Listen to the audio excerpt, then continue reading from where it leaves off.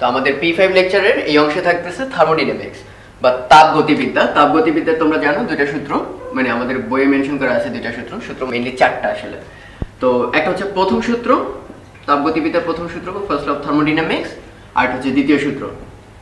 প্রথম সূত্র আমাদের যেমন নিউটনের ক্ষেত্রে কি ছিল, প্রথম সূত্র আমাদের জড়তা সম্পর্কে আইডিয়া দেয়, বল ছাড়া বস্তু তার জড়তা মেইনটেইন করবে। আর দ্বিতীয় সূত্র বল একটা পরিমাণগত ধারণা দেয় যে F = ma, কত বল দিলে কি পরিমাণ অ্যাক্সেলারেশন হবে। সিমিলারলি আমাদের এখানে থার্মোডাইনামিক্সের প্রথম সূত্র শক্তির কনভার্সন নিয়ে একটা আইডিয়া দেয় যে একটা বস্তু বা একটা সিস্টেম যান্ত্রিক শক্তি কিসে কনভার্ট হতে পারে, তাপে, বা তাপ শক্তি যান্ত্রিকে কনভার্ট হতে পারে, এরা পরস্পর সমতুল্য। আর দ্বিতীয় সূত্র বলে কোন ক্ষেত্রে সম্ভব কোন ক্ষেত্রে সম্ভব না, একটা বাউন্ডারি সেট করে। ঠিক আছে, তো আমরা এখন প্রথম সূত্র থেকে শুরু করতে যাচ্ছি। তাপগতিবিদ্যার প্রথম সূত্র অনেকভাবে বলা যায় যে যান্ত্রিক শক্তি এবং তাপ শক্তি পরস্পর ইকুইভ্যালেন্ট। যত বেশি তুমি তাপ শক্তি দিতে পারবে তত যান্ত্রিক আউটপুট আসবে, যত বেশি যান্ত্রিক আমি ক্ষয় করতে পারবো তত আউটপুট আমি তাপ পাবো। তো ওভাবে না বলে বেস্ট হয় হচ্ছে ক্লসিয়াসের সেই মতবাদটা যে এটা একটা সিস্টেম বললেই আমরা এই চ্যাপ্টারে বুঝবো কি আশেপাশে পরিবেশ, এখানে একটা সিলিন্ডার একটা ঘর্ষণবিহীন পিস্টন, এর ভেতরে আছে আদর্শ গ্যাস, আদারওয়াইজ স্টেটমেন্ট না থাকলে এটা বুঝবো আদর্শ গ্যাস। তো এর মধ্যে আমরা কোন সিস্টেমে তাপ দিতে পারি নিতে পারি, কোন সিস্টেমে সেটা পসিবল না, কোন সিস্টেমে আমি গ্যাস এন্টার করাতে পারি বের করে নিতে পারি, কোন ক্ষেত্রে পসিবল না। এই বেসিসে তোমরা জানো যে সিস্টেমকে কয়েক ভাগে ভাগ করা যায়, যে মুক্ত সিস্টেম, বদ্ধ সিস্টেম, আইসোলেটেড সিস্টেম। তো ওগুলো আসলে আমাদের খুব বেশি কনসার্ন থাকবে না, যখন প্রয়োজন হবে আমরা মেনশন করে দেব। তো এখানে কি বলছে কোয়েশ্চেনে বা সূত্রটা কি বলে, আমি যদি কিছু পরিমাণ তাপ তাকে দেই, এই গ্যাসকে dq পরিমাণ তাপ দিলাম, তাহলে এই তাপটা দুইটা কাজে ব্যয় হবে।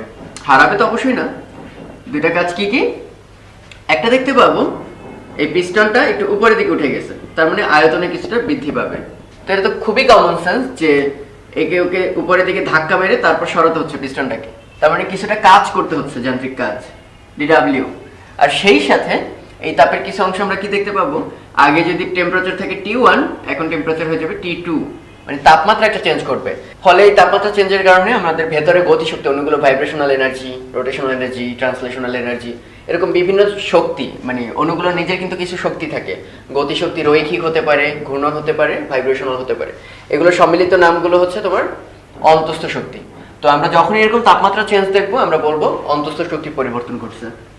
ওকে, তাই কঠিন ভাষায় বললে তো অন্তস্থ শক্তির পরিবর্তন, আর সহজ ভাষায় বললে তাপমাত্রা চেঞ্জ হচ্ছে। তাহলে দেখো আমি যে তাপটা দিলাম সেটা দুই কাজে ব্যয়িত হলো, একটা হচ্ছে বাহ্যিক কাজ করলো। বাহ্যিক কাজ কেন, কারণ আয়তন আগে সমান নাই, ধাক্কায় ধাক্কায় কাজ করতে হয়েছে তাকে, এবং সেই সাথে তাপমাত্রা বৃদ্ধি পাইছে। কোনো প্রসেসে দেখবো তাপমাত্রা বৃদ্ধি পাবে না, কোনো প্রসেসে দেখবো কাজ হবে না, সেগুলো ডিফারেন্ট কথা। বাট ইন জেনারেল বলতে পারি যে এই তাপটা হারাবে না, তার দুইটা কম্পোনেন্ট থাকবে। ওকে, তো আমরা একটু এগুলোর পরিচয় দেওয়ার চেষ্টা করি। dq হচ্ছে কি পরিমাণ তাপ আমি ইনসার্ট করলাম, dw হচ্ছে কি পরিমাণ কাজ হলো, আর du হচ্ছে কি পরিমাণ তাপমাত্রা বাড়লো। তো এগুলোর আবার পজিটিভ নেগেটিভ আছে, তার আগে একটু বলে নি। dw সমান লেখা যায়, তোমরা অলরেডি জানো, pdv, চাপ ইনটু আয়তন, আর du আপাতত du থাকো, পরে আমরা আরো এলাবোরেট করব। তো আমরা এখন দেখব কোনটা পজিটিভ কোনটা নেগেটিভ এবং কি মিন করে। dq পজিটিভ যদি বলি তাহলে মিন করবে সিস্টেম বলতে তো আমরা কি বুঝবো আগেই বলে দিয়েছি যে পিস্টন বিশিষ্ট একটা সিলিন্ডার। তাহলে dq পজিটিভ মানে সিস্টেমে তাপ দেব, বাইরে থেকে তাপ দেব। ওকে, আর dq নেগেটিভ মানে হচ্ছে সিস্টেম তাপ হারাবে, মানে ঠান্ডা হয়ে যাচ্ছে, সিস্টেম তাপ হারাবে। ওকে, সিমিলারলি dw এটা পজিটিভ, দেখতেই পাচ্ছি dw আসলে pdv, দ্যাট ইজ আয়তন যদি পজিটিভ হয়, আয়তনের চেঞ্জটা, তার অর্থ কি আয়তন বাড়বে। যদি আয়তন বাড়ে তাহলে বুঝতে হবে dw টা পজিটিভ, আর যদি আয়তন কমে তাহলে dw নেগেটিভ। এটাকে আবার একটু সুন্দর ভাষায় বলা হয় আয়তন বাড়ার অর্থ গ্যাস নিজে ঠেলে ঠেলে আয়তন বৃদ্ধি করতেছে। সো আমরা গ্যাস কর্তৃক কৃত কাজ বা সিস্টেম কর্তৃক কৃত কাজ, সিস্টেম নিজেই কাজ করতেছে। আর যদি আয়তন কমে মানে আমি প্রেসারাইজ করতেছি সিস্টেমকে, তখন আমরা বলবো সিস্টেমের উপর কৃত কাজ, সিস্টেমের উপর কৃত কাজ, আর উপরটা ছিল সিস্টেম দ্বারা কৃত কাজ। ওকে, একইভাবে du অন্তস্থ শক্তির চেঞ্জ, এটাও দুই প্রকার হতে পারে। কমন সেন্স, যদি তাপমাত্রা বেড়ে যায় তাহলে আমরা বলবো অন্তস্থ শক্তি বাড়ছে, তাপমাত্রা বাড়ে। আর নেগেটিভ মিনিং তাপমাত্রা কমে। ওকে, তো থার্মোডাইনামিক্স চ্যাপ্টারে তোমরা একটা ব্যাপার দেখবা, তাপগতীয় চলক বা থার্মোডাইনামিক ভেরিয়েবল, তাপগতীয় চলক। তো এরকম চলক হচ্ছে চারটা, যেগুলো ভ্যারি করিয়ে করিয়ে আমরা বিভিন্ন সিস্টেমকে বিভিন্ন প্রসেসে আগাতে পারি। পিভি টি কিউ, প্রেসার বা চাপ, ভলিউম বা আয়তন, টেম্পারেচার বা তাপমাত্রা, আর কি হচ্ছে তাপ। তো এই চারটা চলকের মধ্যে যে কোনো একটাকে আমরা ফিক্সড রাখি, যে কোনো একটা ফিক্সড। তো যে কথাটা খুব ইম্পর্টেন্ট, এখানে যেহেতু চারটা চলক, তাহলে কয়টাকে ফিক্স করা যায়? চার ভাবে ফিক্সড করা যায়।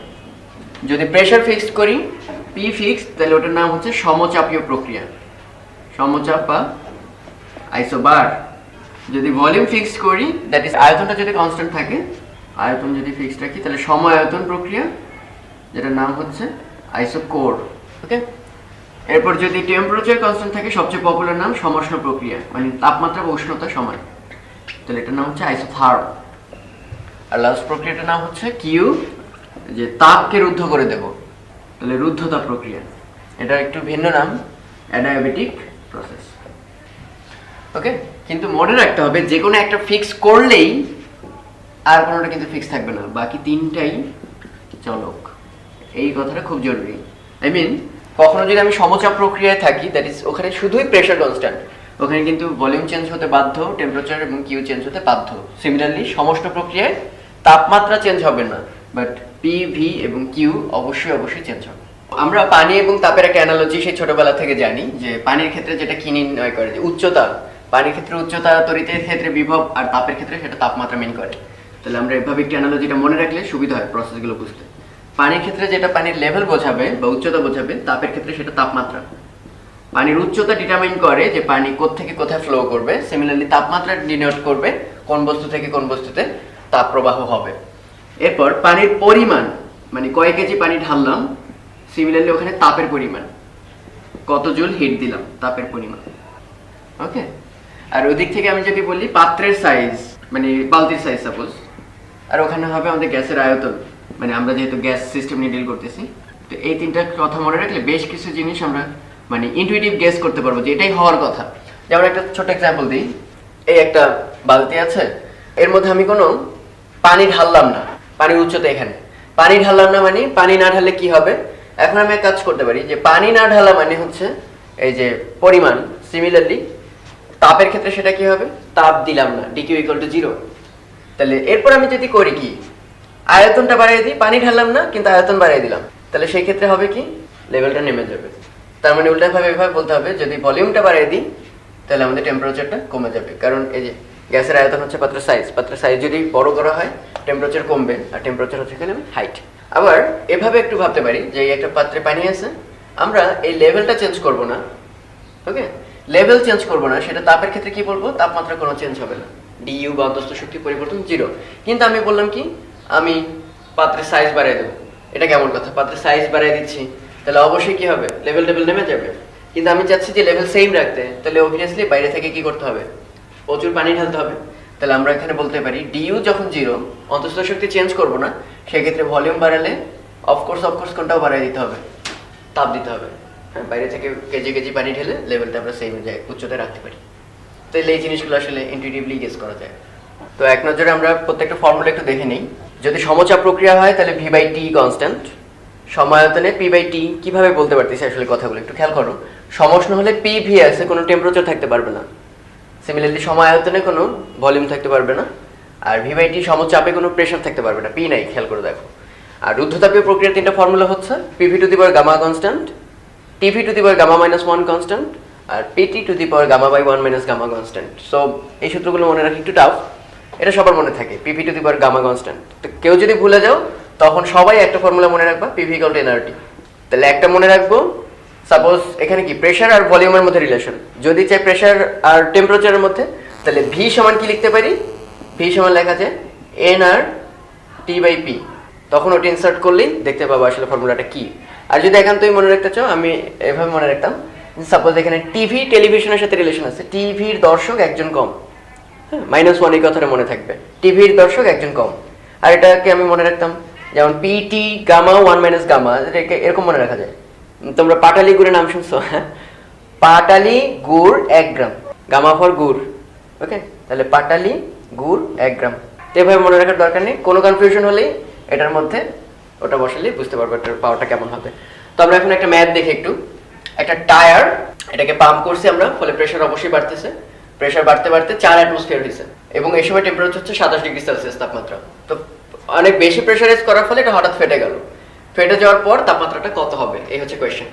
তো যখনই কোয়েশ্চেনের মধ্যে হঠাৎ ফেটে যাওয়া বা অ্যাব্রাপ্টলি কোনো কিছু ঘটছে, তখন বুঝতে হবে ওই প্রসেসটার সমষ্ণ হবে না।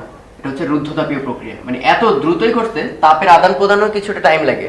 হ্যাঁ, তাই রুদ্ধতাপীয় প্রক্রিয়া তাপের আদান প্রদানের সেই সময়টা আমরা দেই না, কোনো তাপ যাতে আসতে না পারে বা বের হয়ে না যেতে পারে। তাহলে রুদ্ধতাপীয় প্রক্রিয়ার জন্য কি কি দেওয়া আছে গিভেন খেয়াল করো। প্রেসার আছে, তাপমাত্রা আছে। তাহলে প্রেসার এখানে কিন্তু আছে আসলে, যদি আমরা বুঝতে পারতেছি না, একটু খেয়াল করো। যখন এটা ফেটে যায় তখন কিন্তু বাইরের বাতাস আর ভেতরের বাতাস একাকার হয়ে যায়, তখন আসলে প্রেসার হয়ে যায় 1 অ্যাটমসফিয়ার বা স্বাভাবিক বায়ুমণ্ডলীয় চাপ। ফেটে যাওয়ার আগ পর্যন্ত এটার প্রেসার হিউজ ছিল, একটা ক্লোজ কন্টেইনারের মধ্যে ছিল, কিন্তু ফেটে যাওয়ার ফলে দুইটা সাম্যাবস্থা চলে আসছে। তাই আমরা বলতে পারি যেহেতু প্রেসার আর টেম্পারেচারের মধ্যে রিলেশন, এখান থেকে আমরা খুঁজে বের করি PT to the power gamma by 1 minus gamma, যেহেতু রুদ্ধতাপীয়। তাহলে P1 T1 to the power gamma by 1 minus gamma equal P2 T2 to the power gamma by 1 minus gamma. তাহলে এখানে খেয়াল করে দেখো, প্রেসার 4, টেম্পারেচার 27 কে 303 273 দিয়ে গুণ করে নিবা। প্রেসার 2 হচ্ছে 1 অ্যাটমসফিয়ার, আর টেম্পারেচারটা এখান থেকে সলভ করে বের করা যাবে। সো এখানে সব গিভেন, এখান থেকে আমরা T2 বের করব, কেলভিন এককে বের হবে। ওকে, তো এখানে একটা সিলিন্ডার দেখতে পাচ্ছ যেটা 1 লিটার আয়তনের গ্যাস রাখা আছে 6 অ্যাটমসফিয়ার চাপে। তো হঠাৎ করে রুদ্ধতাপীয় প্রসারণ করা হলো, মানে হঠাৎ করে প্রসারিত করা হলো যাতে তাপের আদান প্রদান না হয়, এবং ফলে কি হবে, আয়তন বেড়ে গেছে, চাপ কমে 6 অ্যাটমসফিয়ার থেকে 1 অ্যাটমসফিয়ারে নেমে আসছে এবং আয়তন 2 লিটার। তো কোয়েশ্চেন করছে হচ্ছে গ্যাসের উপর কৃতকাজ কত, গ্যাসের উপর কৃতকাজ কেন বা গ্যাস দ্বারা কৃতকাজ কোনটা হবে তোমরা গেস করো।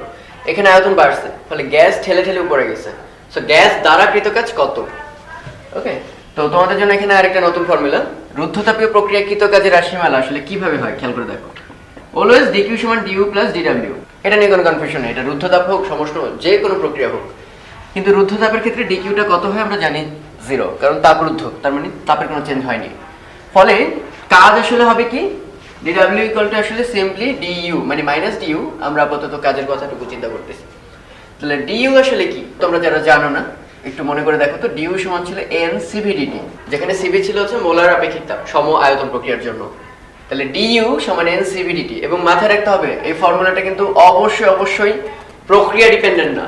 অনেকে একটা ভুল ভাবে যে এখানে যেহেতু cv আছে ফলে এটা বোধহয় সম আয়তন প্রক্রিয়ার জন্য এই কথাটা খাটবে। নেভার, এটা সব ক্ষেত্রে খাটে, অবশ্যই ভুলে যাব না আমরা। কারণ আমরা জানি এই যে du বা অন্তস্থ শক্তি পরিবর্তন শুধুমাত্র তাপমাত্রা ফাংশন, আদি এবং শেষ কি ছিল, কোন পথে নেওয়া হয়েছে, সেটা সমউষ্ণ হতে পারে, সমচাপ, সমায়তন, whatever may be the case, এটা সব ক্ষেত্রে প্রযোজ্য।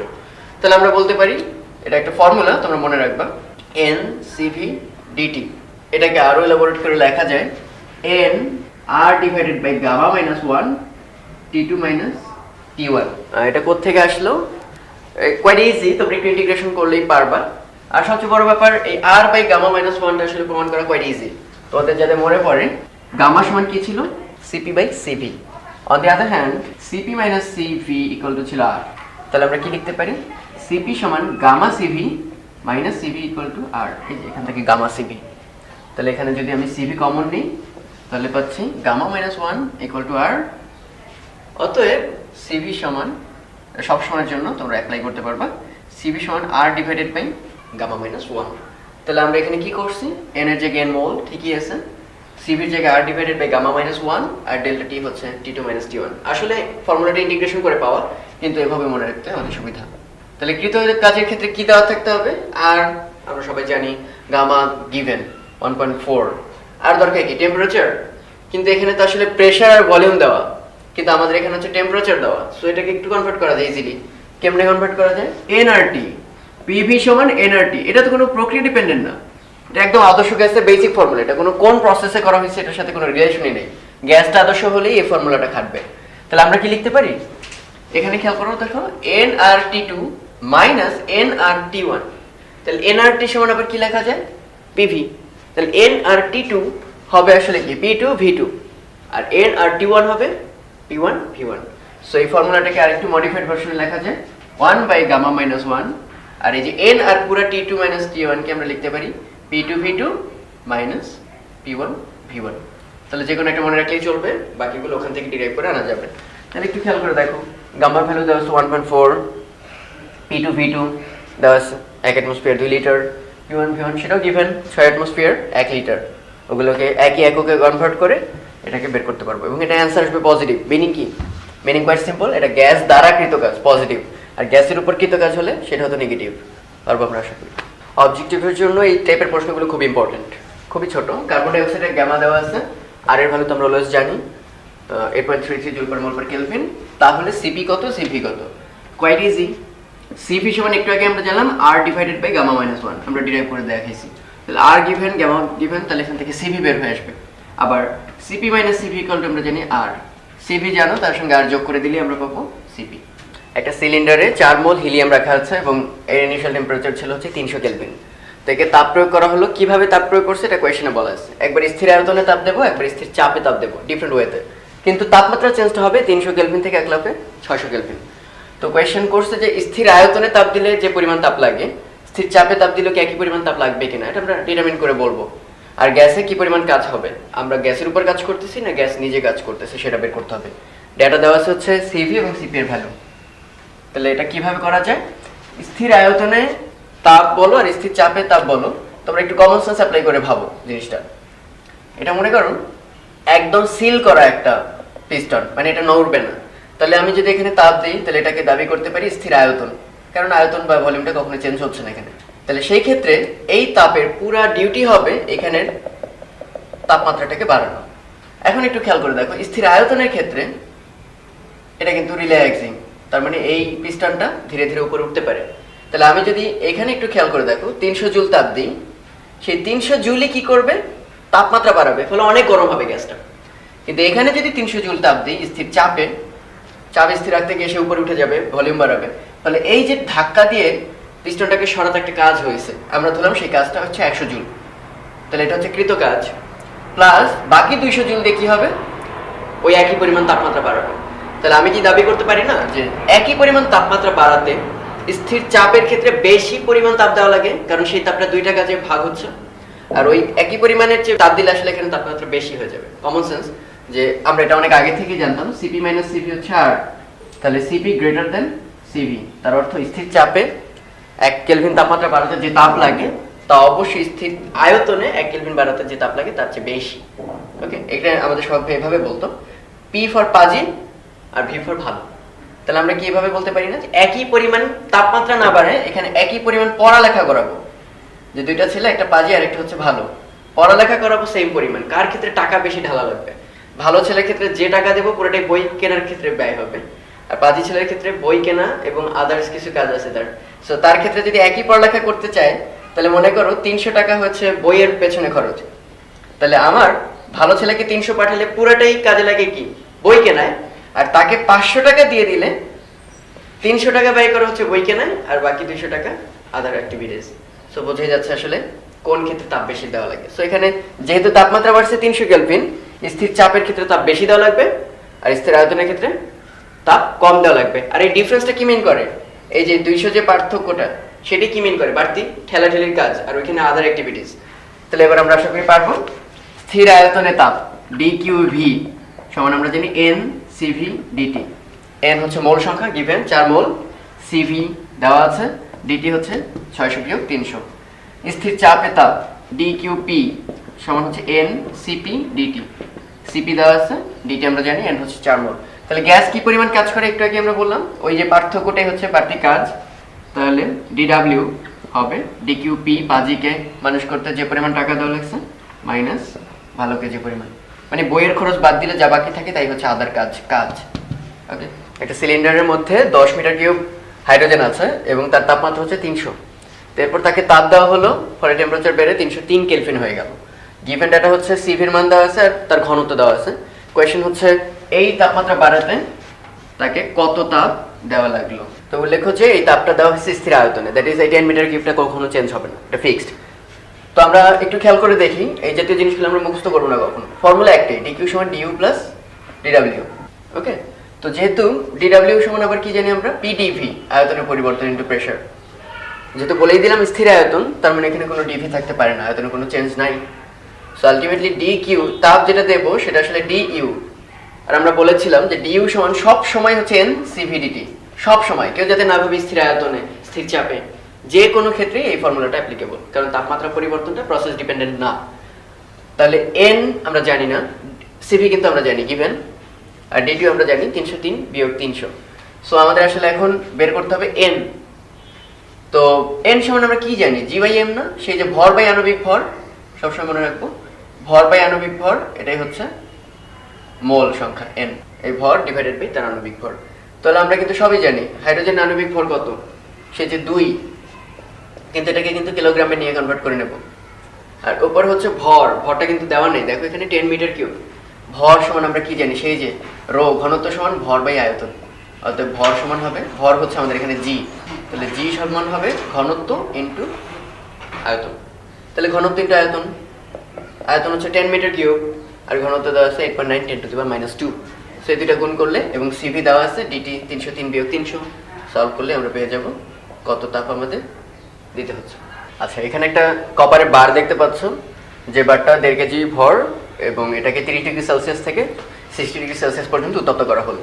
তো কিছু ডেটা দেওয়া আছে দেখতে পাচ্ছ, এটা হচ্ছে সেই যে আমরা ক্লাস 9-10 এ পড়তাম আয়তন গুণাঙ্ক, আয়তন প্রসারণ সহগ, রো হচ্ছে তার ঘনত্ব, এস হচ্ছে আপেক্ষিক তাপ। কোয়েশ্চেন করছে এই যে প্রসারণে কৃত কাজটা কত, কত পরিমাণ তাপ আমি দিয়েছি, এবং তার তাপমাত্রার চেঞ্জের ফলে অন্তঃস্থ শক্তির পরিবর্তনটা কত। তো কৃত কাজ তো আমরা জানি যে ডিডব্লিউ ইকুয়াল টু পিডিভি, ওকে। তো এটা তো স্বাভাবিক চাপেই আছে, সো প্রেসার আমরা জানি 1 অ্যাটমসফিয়ার চাপ 101-325 প্যাসকেল, আর ডিভি মানে ভলিউমের চেঞ্জ। তাহলে আমরা যদি একটু ক্লাস 9-10 এ ফেরত যাই, তাহলে ওখানে মনে পড়ে কিনা ডেল ভি ইকুয়াল টু ছিল V naught beta del theta. তাহলে আমাদের এখানে বিটা গিভেন, ডেল থিটা আমরা জানি 60 ডিগ্রি মাইনাস 30 ডিগ্রি সেলসিয়াস, কেলভিনের বিয়োগফলও একই, সেলসিয়াসও একই। আমাদের মেইনলি দরকার হচ্ছে ভি নট, আদি আয়তনটা কত। এখানে কিন্তু আয়তন দেওয়া নেই, কিন্তু ভর দেওয়া আছে, সেই সাথে ঘনত্ব দেওয়া আছে। সো আর কি লাগে, আমরা জানি রো সমান এম বাই ভি, অর্থাৎ ভি সমান এম বাই রো। 1.5 কেজিকে রো দিয়ে ভাগ করলে আমরা ভি নটটা পেয়ে যাবো, আদি আয়তন। তাহলে সেই আয়তন যদি ইনসার্ট করো, বেটা জানো ডেল থিটা জানো, এখান থেকে ডেল্টা ভিটা পাবা, সেই ডেল ভি এখানে বসাই দেবো, আর এটা স্বাভাবিক চাপ, ফলে পাচ্ছি কৃতকাজ ডিডব্লিউ। তাহলে কৃতকাজ আমরা পেলাম 1 নম্বর সমীকরণ শেষ। এরপর কপারে প্রদত্ত তাপ কত, কোয়াইট ইজি, এখানে টেম্পারেচার চেঞ্জ আছে, আপেক্ষিক তাপ আছে। সো ডিকিউ সমান আমরা জানি M S del theta, mass জানি 1.5 কেজি, এস দেওয়া আছে 387, আর ডেল থিটা আমরা জানি 30 কেলভিন। ডিইউ কি, তো এটা তো কোয়াইট ইজি, যে ডিকিউ সমান আমরা জানি ডিইউ প্লাস ডিডব্লিউ। তাহলে একটু আগে আমরা ডিডব্লিউ বের করছি, এইমাত্র আমরা ডিকিউ জানলাম, তাহলে এখান থেকে ডিইউটা বের হয়ে যাবে, ওকে। তো এখানে দেখতে পাচ্ছ একটা সিলিন্ডার, সাপোজ ভি আয়তনের, এটার মধ্যে 200 ডিগ্রি সেলসিয়াস তাপমাত্রায় 32 গ্রাম অক্সিজেন রাখা আছে। তো এটাকে সমস্ত প্রক্রিয়ায় প্রেসারাইজ করলাম, ফলে এটা চেপে ভি/3 মানে আগের আয়তনের 1/3 হয়ে গেল। তো যেহেতু আমরা চাপ দিয়েছি, বুঝতে পারতেছি আমরা কাজ করছি, এবং সেটা হচ্ছে গ্যাসের উপর কৃত কাজ, আর যদি প্রসারিত হয় গ্যাস দ্বারা কৃত কাজ আমরা জানতাম। তো সেই কৃত কাজটা রাশিমালা কত, তো আমরা আগে থেকেই জানি কৃত কাজ সমান পিডিভি, বাট এটা তো আসলে খুবই ক্ষুদ্র পরিবর্তন ডিভি এর জন্য, প্রেসারও কিন্তু এখানে চেঞ্জিং। সো আলটিমেটলি আমাদের কিন্তু এটাকে ইন্টিগ্রেট করতে হবে টোটাল বের করার জন্য। তো আমরা একটা ফর্মুলা বের করে ফেলি, W equal to integral of PDV. On the other hand PV equal two আমরা কি জানতাম, এনআরটি। তো ওখানে আমরা পি এর জায়গায় সেটা বসাই দিই, NRT by V DV integration V1 to V2, limit দিলাম। তারপরে এখানে এন আর যেহেতু সমস্ত প্রক্রিয়া টিও কনস্ট্যান্ট, তাহলে থাকলো 1 by V DV limit V1 থেকে ভি2। তাহলে আমরা এখান থেকে লিখতে পারি NRT ln V2 by V1, পরের আয়তন ডিভাইডেড বাই আদি আয়তন।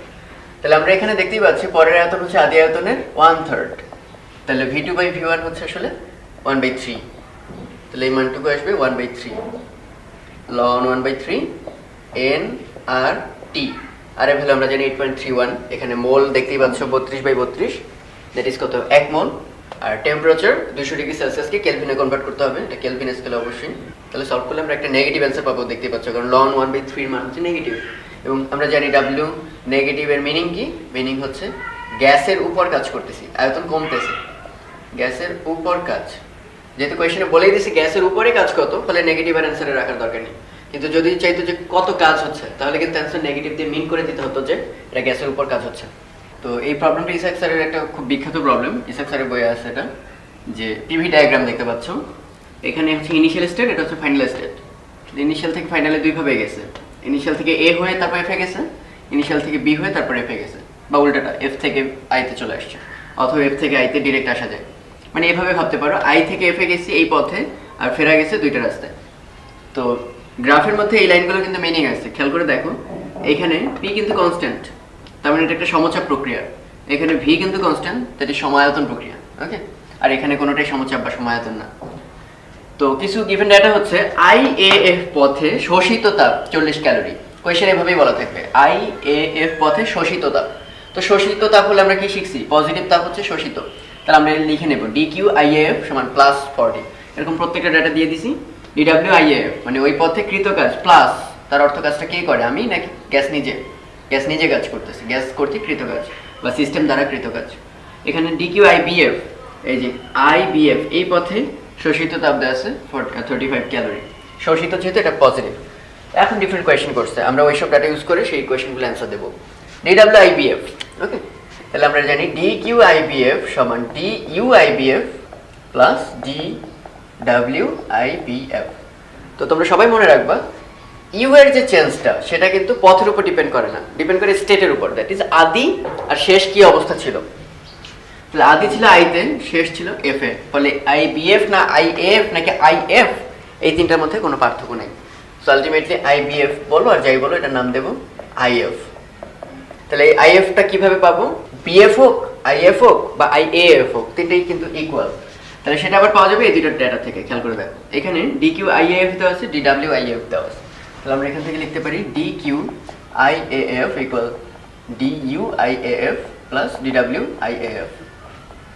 সিমিলারলি এখানে অন্তস্থ শক্তি পরিবর্তনটা পথের উপর নির্ভর করে না, আদি আর শেষ IF। সো এখানে DUIF কে আমরা আসলে পেয়ে যাচ্ছি প্লাস DWIAF, DQIAF। তাহলে সলভ করলে DQIAF এর ভ্যালু দেওয়া আছে 40, DUIF প্লাস DWIAF এর ভ্যালু দেওয়া আছে 16.9। তাহলে এটা সলভ করলে আমরা পেয়ে যাবো DUIF। সেই DUIF এখানে বসাবো, তাহলে বসালে আমরা এখান থেকে DWIBF টা বের করে ফেলতে পারি। DWIBF সমান হবে DQIBF মাইনাস DUIF। এই DUIF এখান থেকে পাবো, আর DQIBF দেওয়া আছে 35। এবার দ্বিতীয় কোয়েশ্চেন আসি। DWFI দেওয়া আছে -10, তাহলে DQFI কত? সিমিলারলি DQFI সমান কি? DWFI plus DUFI। ওকে, তো DWFI দেওয়া আছে -10, আর DUFI কোথা থেকে পাবা? এখানে খেয়াল করে দেখো, DUIF এটা যে ভ্যালু, DUFI এর ভ্যালু হবে তার উল্টা। তার মানে এটা যদি 10 জুল হয়, ওটা হবে -10 জুল। ওকে, মনে থাকবে? তাহলে DUFI কিন্তু আমাদের জানা আছে, আর এটাও গিভেন। তাহলে আমরা এখান থেকে সলভ করে DQFI টা পেয়ে যাব। এবার থার্ড কোয়েশ্চেন হচ্ছে, এবার UI এটার অ্যাবসলিউট ভ্যালু দেওয়া আছে 8 ক্যালোরি। ওকে, আর UF এর ভ্যালুটা আমার কাছে জানতে চেয়েছে। তাহলে এটা তো আমরা একটু আগেই জানলাম। DU এখান থেকে আমরা জানছি DUIF, এটার ভ্যালু আমাদের জানা, এই ফর্মুলা থেকে আমরা পেয়ে গেছি।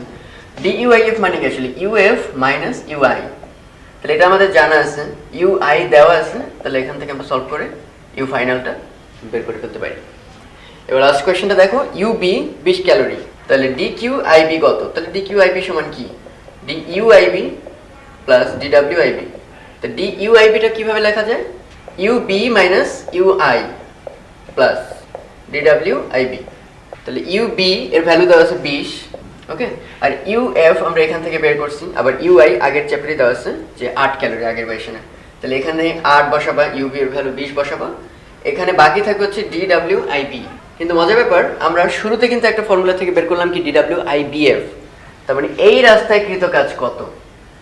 কিন্তু যদি আমরা এটা নাম দিয়েছি IBF, কাজ কিন্তু এই রাস্তায় হয়নি। খেয়াল করে দেখো, কারণ এই রাস্তায় আয়তনটা কি? কনস্ট্যান্ট, পুরো জায়গাটা একই আয়তন। তাহলে আয়তন যদি কনস্ট্যান্ট থাকে, আমরা জানি কি W = PdV, মানে আয়তনের পরিবর্তন না হলে কোন রকম কাজ হয় না। যেহেতু এই রাস্তায় আয়তন কনস্ট্যান্ট, তাহলে এই রাস্তায় কৃত কাজ হচ্ছে 0। তাহলে আমরা কি দাবি করতে পারি না, এই যে নাম যদিও দিয়েছি যে DWIBF, কিন্তু আসলে এটা কার সমান? অনলি DWIB, কারণ এই BF পথে কোনো রকম কাজ হয়নি।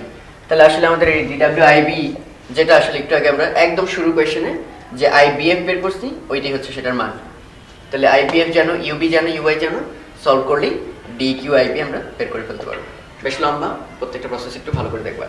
এরকম প্রবলেমগুলো গ্রাফিক্যাল, এগুলো একটু বেশ টাফ, কারণ কনসেপ্টগুলো সরাসরি দেওয়া থাকে না, গ্রাফ থেকে উদ্ধার করে আনতে হয়। তো ছবিতেই সব বলা আছে, এটা একটা PV ডায়াগ্রাম। এখানে A থেকে B, B থেকে C এবং C থেকে A তে যাওয়া হয়েছে। তো A থেকে B দেখলেই বোঝা যাচ্ছে এটা একটা সমায়তন প্রক্রিয়া, কারণ আয়তনটা কনস্ট্যান্ট। B C একটা সমস্য প্রক্রিয়া। ওকে, আর C থেকে A পর্যন্ত এটা একটা সমচাপ প্রক্রিয়া দেখা যাচ্ছে, কারণ প্রেসারটা কনস্ট্যান্ট। তো তো কিছু পয়েন্টের কোঅর্ডিনেট দেওয়া আছে, এ পয়েন্টে প্রেসার দেওয়া আছে, এ পয়েন্টে ভলিউম দেওয়া আছে, সব দেওয়া আছে। আর বি পয়েন্টে প্রেসারটা দেওয়া আছে, ভলিউম দেওয়া আছে, কারণ এটা সম আয়তন প্রক্রিয়া, কারণ দুইটারই একই ভলিউম। আর সি পয়েন্টে ভলিউম দেওয়া নাই, তোমার কাছে চাওয়া হয়েছে, আর টেম্পারেচার টি এ এবং টি বি এগুলো ডিটারমিন করতে বলছে। তো একটু খেয়াল করে দেখো, বিসি তো একটা সমষ্ণ রেখা, আর সমষ্ণ আসলে আমাদের মাথায় কোন সূত্রটা প্রথমে আসে মনে পড়ে? বয়লের সূত্র, পিভি কনস্ট্যান্ট। তাহলে আমি লিখতে পারি পিভি মানে পিবি ভিবি সমান পিসি ভিসি। ওকে, তাহলে আমরা এখান থেকে কি ভাবতে পারি একটু দেখো। পিবি গিভেন 2 অ্যাটমসফিয়ার, ভিবি ওই পয়েন্টের এখানে কনভার্ট করা লাগবে না, কারণ গুণ আছে, কাটাকাটি যাবে।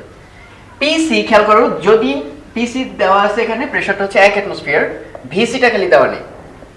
ওকে, তাহলে এখান থেকে সলভ করে আমরা ভিসিটা পেয়ে যাব। ওকে, তার মানে আমাদের একটা প্রশ্নের অ্যান্সার কিন্তু পেয়ে গেছি অলরেডি। এবার দেখো এই প্রত্যেকটা পয়েন্টে আদর্শ গ্যাসের ফর্মুলা আমরা অ্যাপ্লাই করতে পারি।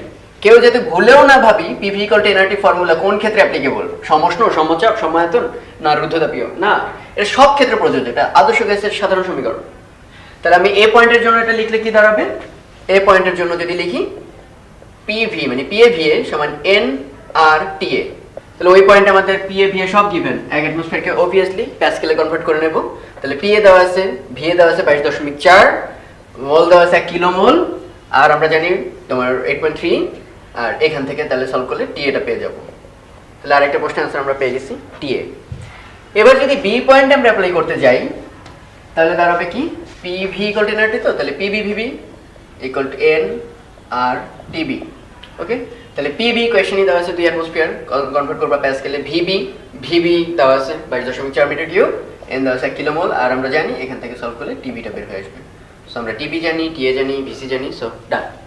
তো আরেকটা পিপি ডায়াগ্রাম দেখতে পাচ্ছি আমরা, এই দুটো সমষ্ণ রেখা, পুরা রেখার মধ্যে তাপমাত্রা 300 কেলভিন, আর এ পয়েন্ট থেকে আরেকটা রেখা দেখতে পাচ্ছ বি পয়েন্ট পর্যন্ত বিস্তৃত, এই পয়েন্ট হচ্ছে রুদ্ধতাপীয় রেখা। ওকে, তার মানে এ পয়েন্ট আর বি পয়েন্টের মধ্যে তাপমাত্রা কিন্তু সেম না, এর অর্থ হচ্ছে টিএ 300 কেলভিন কিন্তু টিবিটা 300 কেলভিন না।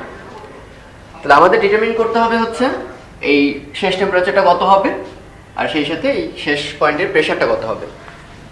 তো এর জন্য আমাদের সব data given, VA VB VC এর ভ্যালু দেওয়া আছে, পিএ পিবি এগুলোর ভ্যালু দেওয়া আছে। তো আমাদের এই দুটো ডাটা বের করতে হবে, সেই সাথে বের করতে হবে এই প্রক্রিয়ায় টোটাল কি পরিমাণ কাজ সম্পন্ন হয়েছে, আইদার গ্যাসের উপর অথবা গ্যাস দ্বারা। তো আমরা একটু লক্ষ্য করি, একটু খেয়াল করে দেখি, এ বি পয়েন্টটা যদিও রুদ্ধতাপীয় কিন্তু আদর্শ গ্যাসের ফর্মুলা কিন্তু সবাই মানবে, PV equal to NRT, PV by T constant, সেটা কিন্তু সবাই মানবে। তাহলে আমরা লিখতে পারি পিএ ভিএ বাই টিএ সমান পিবি ভিবি বাই টিবি। এখন আমরা দেখি কি কি গিভেন, পিএ দেওয়া আছে, ভিএ দেওয়া আছে, টিএ দেওয়া আছে 300 kelvin, on the other hand PB দেওয়া আছে, ভিবি দেওয়া আছে। তাহলে এখান থেকে আসলে সলভ করলে আমরা টিবি এর ভ্যালুটা পেয়ে যাচ্ছি। আর টিবি এই পুরো রেখাটার মধ্যে কিন্তু সব জায়গায় একই তাপমাত্রা, তাহলে এই পয়েন্টটার নাম সি, তাহলে টিসিটাও আসলে ওরই সমান। টিবি বের করতে পারলে আসলে টিসিটা আমরা বের করে ফেলছি অলরেডি। এবার একটু খেয়াল করো, বি এবং সি পয়েন্ট কোন কার্ভের উপর অবস্থিত, এগুলো কিন্তু সব সমষ্ণ রেখা। তাহলে আমরা লিখতে পারি সমষ্ণ, যেহেতু সমষ্ণতে আমাদের সবার আগে মনে পড়ে কোনটা, বয়লের সূত্র।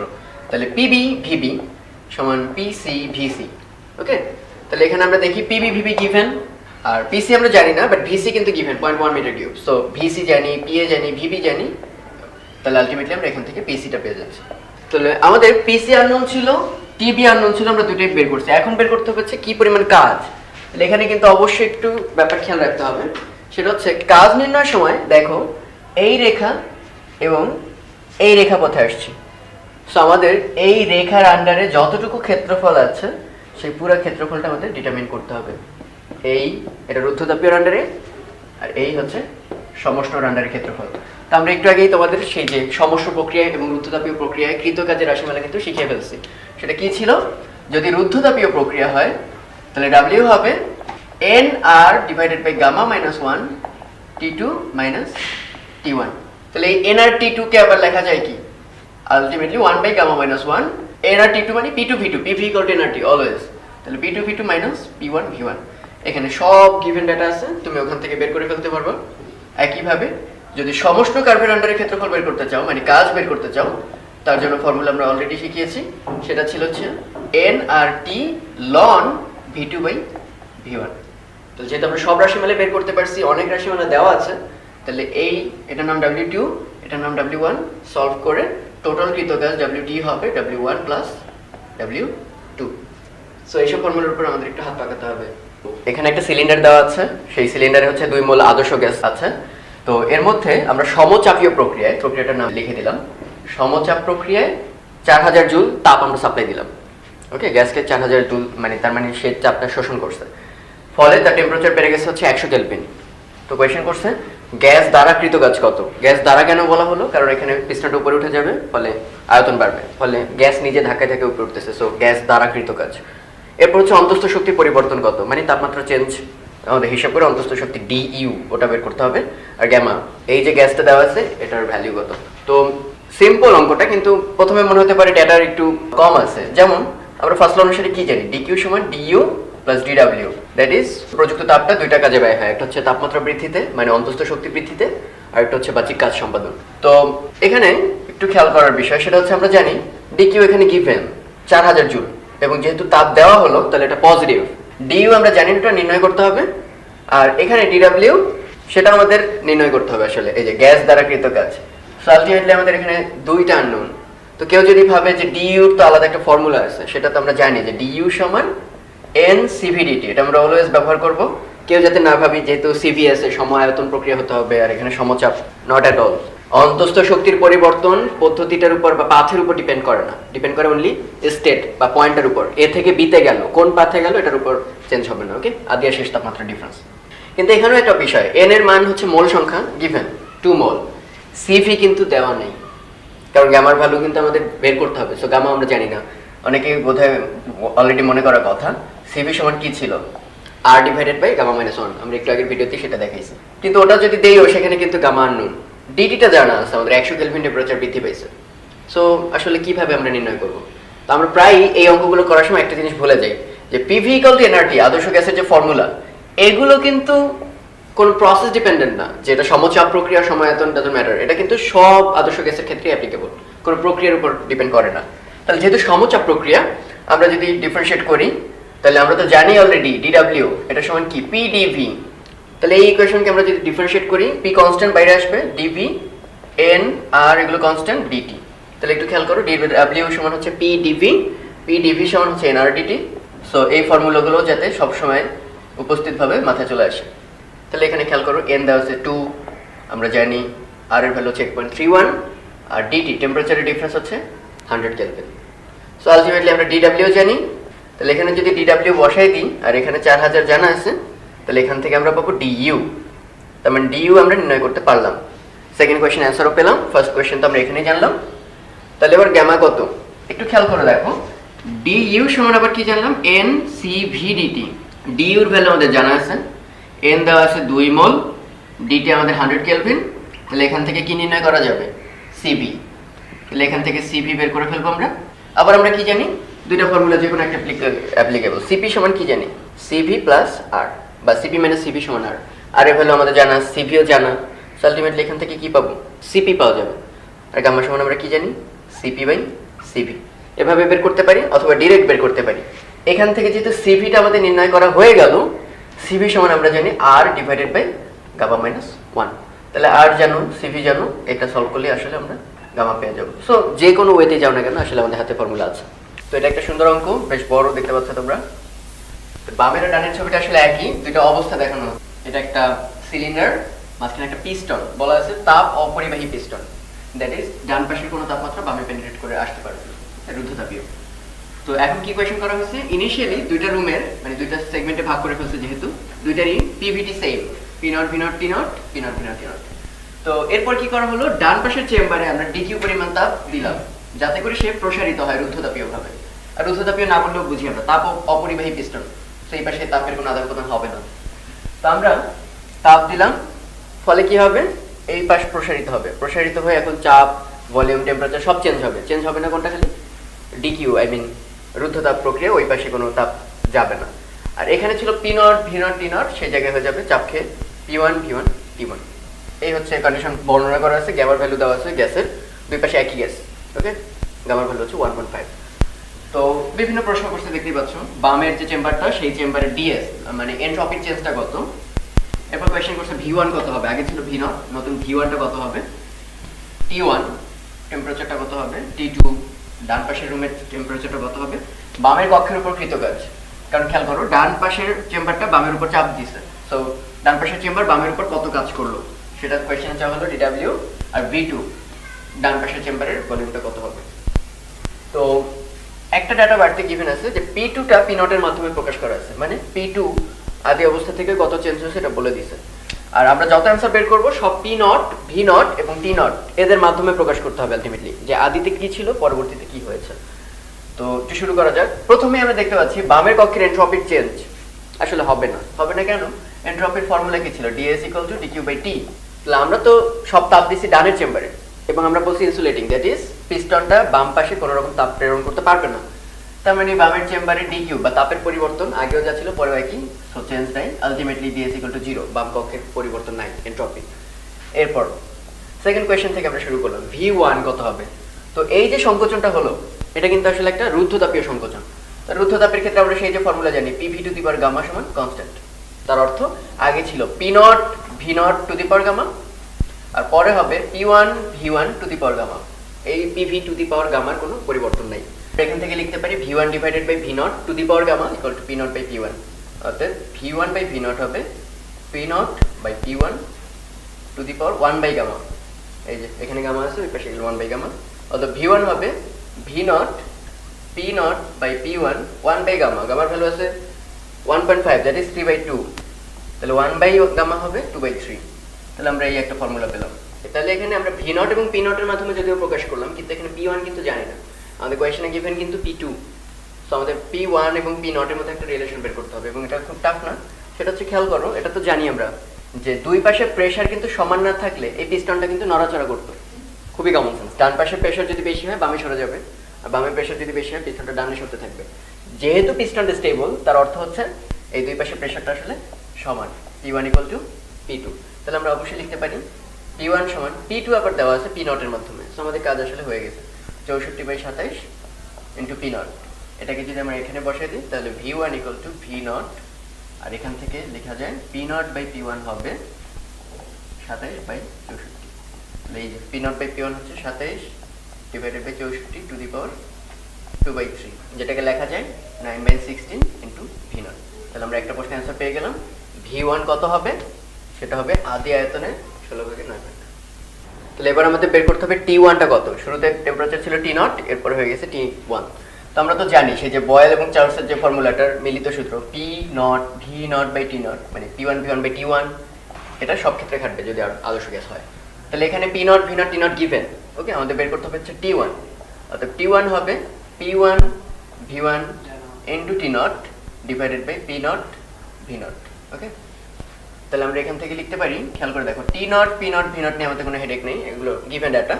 তাহলে T0 / P0 V0 P1 × V1। তো P1 সমান তো P2 আমরা বলছিলাম যে এই দুই পাশে প্রেসার সমান বলে পিস্টনটা এখানে দাঁড়ানো। তাহলে P1 তার বদলে আমরা আসলে P2 এর ভ্যালু বসাবো। P2 তো আমরা জানি 64/27 × P0, তাহলে 64/27 × P0 ইনটু V1 আমরা একটু আগে ডিটারমিন করছি 9/16 × V0, 9/16 × V0। তাহলে কাটাকাটি করলে আমরা কি পাবো, V0 কাটবো P0 কাটবো, 3 নং 27 4 16 64, তাহলে আলটিমেটলি থাকবে 4/3 × T0। তো এরপর আমাদের বের করতে হবে T2। তাহলে একই ফর্মুলা P0 V0/T0, এগুলো সব ক্ষেত্রে খাটে, কোনো রুদ্ধতাপীয় সমচাপ প্রক্রিয়া আলাদাভাবে না, সব প্রক্রিয়ার জন্য এটা ভ্যালিড। তাহলে P2 V2/T2, এর মধ্যে P2 তো আমরা জানি 64/27 × P0। তাহলে এখান থেকে T2 কত আসবে, P2 V2T0 / P0 V0। তাহলে খেয়াল করো এখানে P2 আমরা জানি, এই যে গিভেন ডাটা P0 এর মাধ্যমে, P0 V0 তো দেওয়াই আছে, T0 আমরা দেওয়াই আছে। সো আলটিমেটলি আমাদের বের করতে হবে কিন্তু V2, যদিও কোয়েশ্চনে জিজ্ঞেস করছে হচ্ছে T2, কিন্তু আমাদের V2টা বের করতে হবে। তো V2 খুব টাফ ব্যাপার না, একটু খেয়াল করে দেখলেই বুঝবা। পিস্টনের পুরুত্ব যদি খুবই সামান্য হয় তাহলে এখানে V0 তাহলে মোট আয়তনটা কত, V0 + V0, that is 2V0, ওকে। এরপর আমরা V1টাকে বের করে ফেলছি, তাহলে টোটাল V2 যেটা বাকি আছে সেটা আসলে কি, আগে ছিল টোটাল 2V0, তার থেকে আমরা V1টা বের করে ফেলছি, এটা বিয়োগ করলে আসলে আমরা V2 পেয়ে যাব। সো V2 হবে 2V0 - V1। V1টা আবার কত আমরা বের করছি একটু আগে, 9/16 × V0, তাহলে 32 minus 9 divided by 16 into v naught, that is 23 by 16 into v naught. তাহলে আমরা যেহেতু v2 জেনে গেলাম, এই v2টা যদি আমরা এখানে বসাই দিই, p2 অলরেডি জানা আছে 64 by 27 p naught, তাহলে আলটিমেটলি আমরা এখান থেকে t2 বের করতে পারবো। আমি সরাসরি অ্যান্সারটা লিখে দিই। তো 92 by 27 into t naught, তোমরা হাতে করে দেখবা। তো লাস্ট কোয়েশ্চেন কোর্স হচ্ছে বামের কক্ষের উপর কৃতকাজ কত। এটা যেহেতু চাপ দিছে রুদ্ধতাপীয় প্রক্রিয়াটা সংকুচিত হয়েছে, তাহলে কৃতকাজের জন্য আমরা জানি dq equals to du plus dw। যেহেতু রুদ্ধতাপীয় প্রক্রিয়া, তাহলে dq চেঞ্জ হবে না। সো আলটিমেটলি আমরা পাচ্ছি dw equals to minus du। তো আমরা যেহেতু শুধু কৃতকাজটা বের করবো, এই মাইনাসের মিনিং খুব সিম্পল। মিনিংটা হচ্ছে যেহেতু বাইরে থেকে সে তা পাচ্ছে না, কিন্তু তাকে এক্সপ্যান্ড করতে হচ্ছে বা সংকুচিত করতে হচ্ছে, তখন সে নিজের অন্তস্থ শক্তিকে কাজে লাগে। সে যদি প্রসারিত হয় নিজের অন্তস্থ শক্তিকে কমায় দেয়, সে যদি সংকুচিত হয় নিজের অন্তস্থ শক্তিকে বাড়ায়, মানে সম্পর্কটা অপোজিট। সো আমরা আসলে খালি মানটুকু নিয়ে কাজ করতেছি। ওকে, dw সমান জাস্ট ভ্যালুটা। তো du সমান অলওয়েজ মনে রাখবো আমরা অনেকবার ইউজ করছি ফর্মুলাটা ncv dt। এটা কিন্তু সমায়তন প্রক্রিয়ার জন্য না, এটা সব ক্ষেত্রে। ওকে, আদি তাপমাত্রা শেষ তাপমাত্রা যদি কনস্ট্যান্ট থাকে, তাহলে কোন পথে গেছে এটা ম্যাটার না, ম্যাটার হচ্ছে আদি এবং শেষ বিন্দুটা। মানে এটা স্টেট ফাংশন বলে, এটা পাথের উপর ডিপেন্ডেন্ট না। তাহলে du সমান আমরা লিখতে পারি ncv dt। এগেন আমরা সেই যে জানতাম cv সমান r divided by gamma minus 1। তাহলে আমরা এখানে বসাতে পারি n r divided by gamma minus 1 dt। তাহলে এখানে dt তো আসলে আমরা বুঝি t2 মাইনাস t নট, আদি যে তাপমাত্রা ছিল।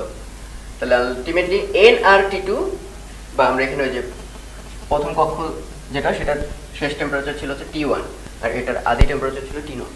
সো dt-টা হবে আসলে t1 মাইনাস t নট। তাহলে আমরা পাচ্ছি nRT মাইনাস nRT। তাহলে কারো কি মনে পড়ে PV সমান nRT? এটা আমরা সবাই জানি এবং এটা সব ক্ষেত্রে অ্যাপ্লিকেবল, রুদ্ধতাপীয় বলুন সমচাপ বলুন।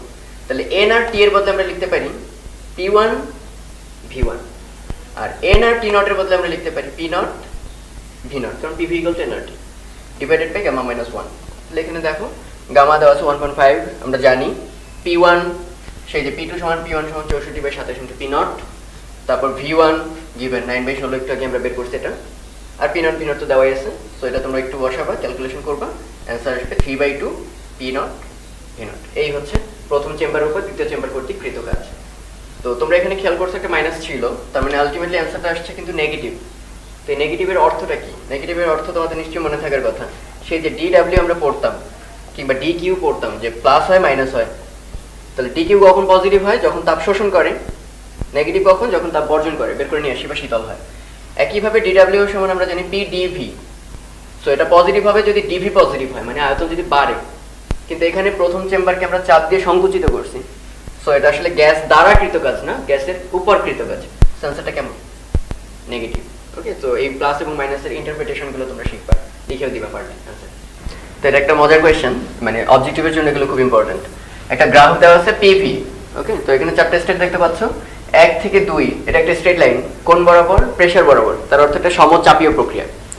এরপর 2 থেকে 3 সমষ্ণ প্রক্রিয়া, 3 থেকে 4 দেখতে পাচ্ছি আমরা ভার্টিক্যাল অ্যাক্সিস আছে, মানে ভি এর কোনো চেঞ্জ হয়নি, সমায়তন প্রক্রিয়া। 4 থেকে 1 আবার সমষ্ণ প্রক্রিয়া সংকুচিত হয়ে 1 নম্বর অবস্থানে ফিরে আসছে। তো এটা আমরা সবাই বুঝতেছি গ্রাফটা আসলে কি বলা আছে। এই তথ্য থেকে আমাদের এখন P ভার্সেস T আর V ভার্সেস T এই গ্রাফ রাখতে হবে। মানে কোয়েশ্চেনে দেওয়া আছে PV ডায়াগ্রাম, সেখান থেকে PT ডায়াগ্রাম রাখতে হবে তোমাকে, আর VT ডায়াগ্রাম রাখতে হবে। মানে এটা আলোচনার জন্য খুব মজার একটা ব্যাপার। সেটা হচ্ছে সাপোজ আমরা তো সবাই জানি PV ইকুয়াল টু কি আদর্শ গ্যাসের জন্য nRT। তো আমরা এখন এক একটা স্টেপ নিয়ে চিন্তা করি। 1 থেকে 2 এ যাওয়ার সময় কোনটা কনস্ট্যান্ট? P constant. তার মানে এই যে এই P নিয়ে আমাদের আর কোনো ভাবতে হবে না। আমরা এখন গ্রাফ আঁকবো P ভার্সেস T। ওকে, তো এখন একটু খেয়াল করে দেখি। তো এখানে যেহেতু P কনস্ট্যান্ট আর এখানে গ্রাফটা হচ্ছে P বনাম T, তার মানে আমরা এতটুকু শিওর P কনস্ট্যান্ট থাকবে। আর এই বরাবর যাচ্ছি, তার অর্থ V অ্যাক্সিস বরাবর ডানে যাচ্ছে, মানে V বাড়তেছে। তাহলে V যদি বাড়ে, তাহলে এখানে P কনস্ট্যান্ট, nR কনস্ট্যান্ট, তাহলে অবশ্যই কোনটা বাড়বে? T বাড়তেই হবে। তাহলে একটু খেয়াল করো, P কনস্ট্যান্ট, এখানেও P কনস্ট্যান্টই থাকতে হবে, এবং এই পাশে যেহেতু V বাড়তেছে, এখানেও বলতেছে T ও বাড়তে হবে, তার মানে T এর ডান দিকে যাব। সো 1 থেকে 2 আমাদের আগে যেমন ছিল দেখতে ওরকমই থাকবে। এরপর আবার খেয়াল করো 2 থেকে 3 এটা একটা সমষ্ণ প্রক্রিয়া। সমষ্ণ প্রক্রিয়া মানে হচ্ছে তাপমাত্রাটা কনস্ট্যান্ট। তাহলে এবার PV ইকুয়াল টু nRT থেকে আবার খেয়াল করি আমরা, T কনস্ট্যান্ট। ওকে, তাহলে T কনস্ট্যান্ট হলে 2 থেকে 3 এ গেলে দেখো 2 এর যে ভলিউম, এই যে ভলিউম, থেকে 3 এ গেলে ভলিউমটা কিন্তু বাড়ছে। সো ভি যদি বেড়ে যায় এবং ডান পক্ষে যদি কোনো চেঞ্জ না হতে হয়, তাহলে অবশ্যই কোনটা কমতে হবে? পি কে অবশ্যই কমতে হবে, যাতে একটা বাড়বে একটা কমবে, গুণফলটা কি থাকে? কনস্ট্যান্ট থাকে। তাহলে আমরা বুঝতে পারছি নিশ্চয়ই এই 2 থেকে এখানে যখনই ভলিউমটা বেড়ে গেল তখন পি কে কমতে হবে, কিন্তু টি এর কোনো চেঞ্জ হওয়া যাবে না, কারণ এটা একটা সমষ্টি প্রক্রিয়া। সো দেখো পি কমতেছে এবং এই বরাবর কনস্ট্যান্ট, তার মানে টেম্পারেচারটা কনস্ট্যান্ট, সমষ্ণ। এবং এখন আমরা চলে আসছি 3 নাম্বার জোনে। এরপরেরটা দেখি, 3 থেকে যখন 4 এ গেছে, আবার পি ইকুয়াল টু এনআরটি লিখলাম। খেয়াল করে দেখো, এবার 3 থেকে 4 এ যাওয়ার সময় ভলিউমটা কনস্ট্যান্ট, তার মানে এই যে এটা নিয়ে আমাদের টেনশন নেই। কিন্তু কোনটা কমে যাচ্ছে? নিচের দিকে যাচ্ছে, ফলে প্রেসার কিন্তু কমে যাচ্ছে। তাহলে প্রেসার যদি কমে, ভলিউম কোনো চেঞ্জ হবে না, তাহলে অবশ্যই ডান পক্ষে চেঞ্জ হইতে হবে, কারণ বামে চেঞ্জ হয়েছে, এটা সমীকরণ যেহেতু, ডানেও চেঞ্জ হতে হবে। তাহলে পি নামলে টি কেও নামতে হবে। টি নামার অর্থ কি? কোন দিকে যাওয়া? বাম দিকে যাওয়া। তাহলে দেখো পি কমবে, টিও কমবে, বিষয়টা এরকম না? আমি যত বামে যাচ্ছি, আমি যদি এভাবে লিখতাম তাহলে কি বোঝাতো? প্রেসারের কোনো চেঞ্জ নাই, কারণ প্রেসার এই অ্যাক্সিস বরাবর, কিন্তু পি কেও কমতে হবে। সো প্রেসার বরাবর নামতেছে আর বাম দিকেও যেতে হবে, তার মানে টেম্পারেচারও কমতেছে। সো আমরা আসলে আসলাম এখন কত নাম্বার পয়েন্টে? 4 নাম্বার পয়েন্টে। আর এরপর তো বুঝতে পারতেছো 4 থেকে 1 আবার সমষ্টি প্রক্রিয়া, সেই বরাবর কনস্ট্যান্ট থাকবে এবং ফিরে আসছি কোন পয়েন্টে? 1 নাম্বার বিন্দুতে। তো 4 থেকে 1 এ, তার মানে আমি হোল প্রসিজারটা কিন্তু বুঝালাম যে পিভি ইকুয়াল টু এনআরটি থেকে তুমি প্রায় সব কয়টা ব্যাখ্যা করতে পারবা। সো আমি এখন কয়েকটা ছবি প্রেজেন্ট করব, তোমাদের ডিউটি হবে, এটা হচ্ছে হোমওয়ার্ক, যে এই গ্রাফটা দেওয়া থাকলে এটা কিভাবে আসে। প্রত্যেকটা ইন্ডিভিজুয়াল কার্ভ দেখবা, যা হওয়া উচিত তাই হয় কিনা। যেখানে প্রেসার কনস্ট্যান্ট, এখানে দেখো প্রেসার কনস্ট্যান্ট। ওকে, এখানে দেখো আয়তন বাড়তেছে, আমরা দেখলাম প্রেসার কনস্ট্যান্ট থাকলে আয়তন বাড়লে টেম্পারেচারও বাড়তে হবে, তাই এখানেও দেখো টেম্পারেচার বাড়তেছে। এই যে বরাবর আমরা ডানে যাচ্ছি। এরপর কি দেখলাম? 2 থেকে 3 এ গেলে সমষ্ণ, তার মানে টেম্পারেচারটা কনস্ট্যান্ট থাকতে হবে। এই যে টি অ্যাক্সিস বরাবর একটা ভার্টিক্যাল লাইন। শুধু তাই না, এই বরাবর গেলে কি হয়ে যায়? ভি বাড়ে। ভি বাড়লে অবশ্যই প্রেসার কমতে হবে, কারণ ডান পক্ষটা কনস্ট্যান্ট। তাহলে দেখো ভি বাড়লে আমাদের নিচের দিকে গেছে, দ্যাট ইজ প্রেসারটা নেমে গেছে। এরপর লাস্টে কি দেখালাম? এই বরাবর যেহেতু ভলিউমটা কনস্ট্যান্ট, এই যে, তাহলে ভি যদি কনস্ট্যান্ট থাকে এবং নিচের দিকে নামার অর্থ হচ্ছে প্রেসার নেমে যাওয়া, প্রেসার নামলে টেম্পারেচার কমতে বাধ্য। তাহলে এই বরাবর গেলাম, কারণ এই বরাবর টেম্পারেচার কমতেছে, আবার নিচের দিকে নামলে প্রেসারও কমে যাচ্ছে। তারপর আবার আদি অবস্থানে ফিরে আসছে। সো আমি এখন আর ডিটেইলে যাব না, প্রত্যেকটা ছবি আঁকবো, তোমাদের ডিউটি হবে এগুলোকে অ্যানালাইসিস করা।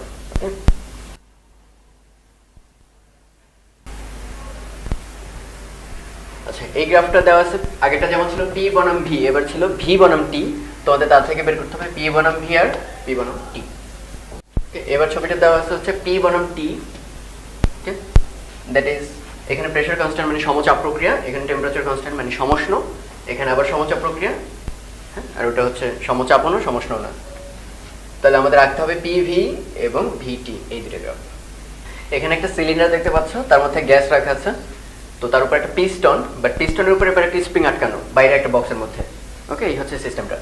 তো এরপর আমরা তাপ প্রয়োগ করলাম, এই তাপ প্রয়োগ করার ফলে এটাকে এক্সপ্যান্ড করবে। এক্সপ্যান্ড করলে কি করবে? এই যে সিলিন্ডারটার যে পিস্টনটা সেটা একটু উপরে উঠবে, সেটা কতখানি উপরে উঠছে বলে দিছি, ডেল এক্স।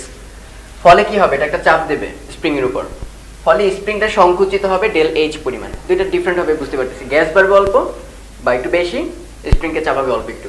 তো এটা ডেল এইচ আর ওইটা হচ্ছে ডেল এক্স। আর স্প্রিং এর গুণাঙ্কটা দেওয়া আছে কে। কোয়েশ্চেন করছেন এই যে প্রেসার বাড়লো বা কমলো, ভলিউমের যে চেঞ্জ আসলো, সেই পিভি ডায়াগ্রামটা দেখতে কেমন হবে, আর এই যে গ্যাস দ্বারা কৃত কাজ কত হবে, কারণ গ্যাসটা এক্সপ্যান্ড করতেছে, আয়তন প্রসারিত করতে কাজ করা লাগে। তো আমরা একটু এভাবে ডিসক্রাইব করি। স্প্রিং এর থিওরিতে আমরা জানি একটা স্প্রিং এর জন্য যখনই এটা সংকুচিত হচ্ছে, তখন পেছনে ফেরার জন্য সে একটা রিস্টোরিং ফোর্স বা প্রত্যয়নী বল পাবে, যেটা পরিমাণ কত সবসময় হবে স্প্রিং ধ্রুবক কে, আর কতটুকু সংকুচিত হয়েছে এখানে হচ্ছে ডেল এইচ পরিমাণ। ওকে, কিন্তু এটা কেন হচ্ছে? কারণ গ্যাস কে চাপ দিছে, ফলে সে ব্যাকওয়ার্ড একটা প্রেসার দিচ্ছে, ফলে গ্যাসের উপর চাপ বেড়ে গেছে।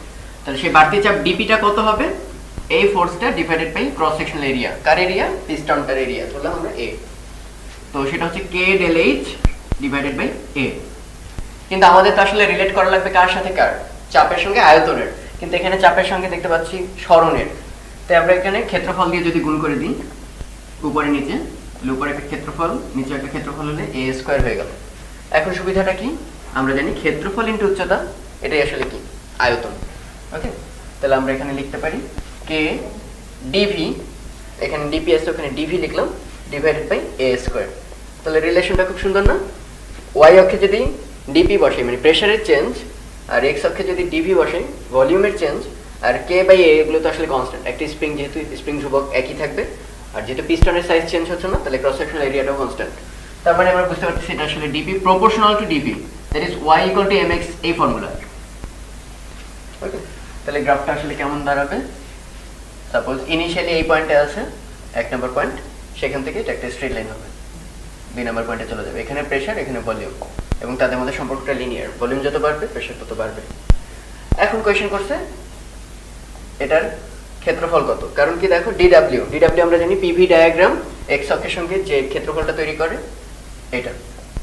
ওকে, তাহলে এটাকে আমরা ধরলাম v1, এটা ধরলাম v2, আর এটা হচ্ছে p1, এটা হচ্ছে p2।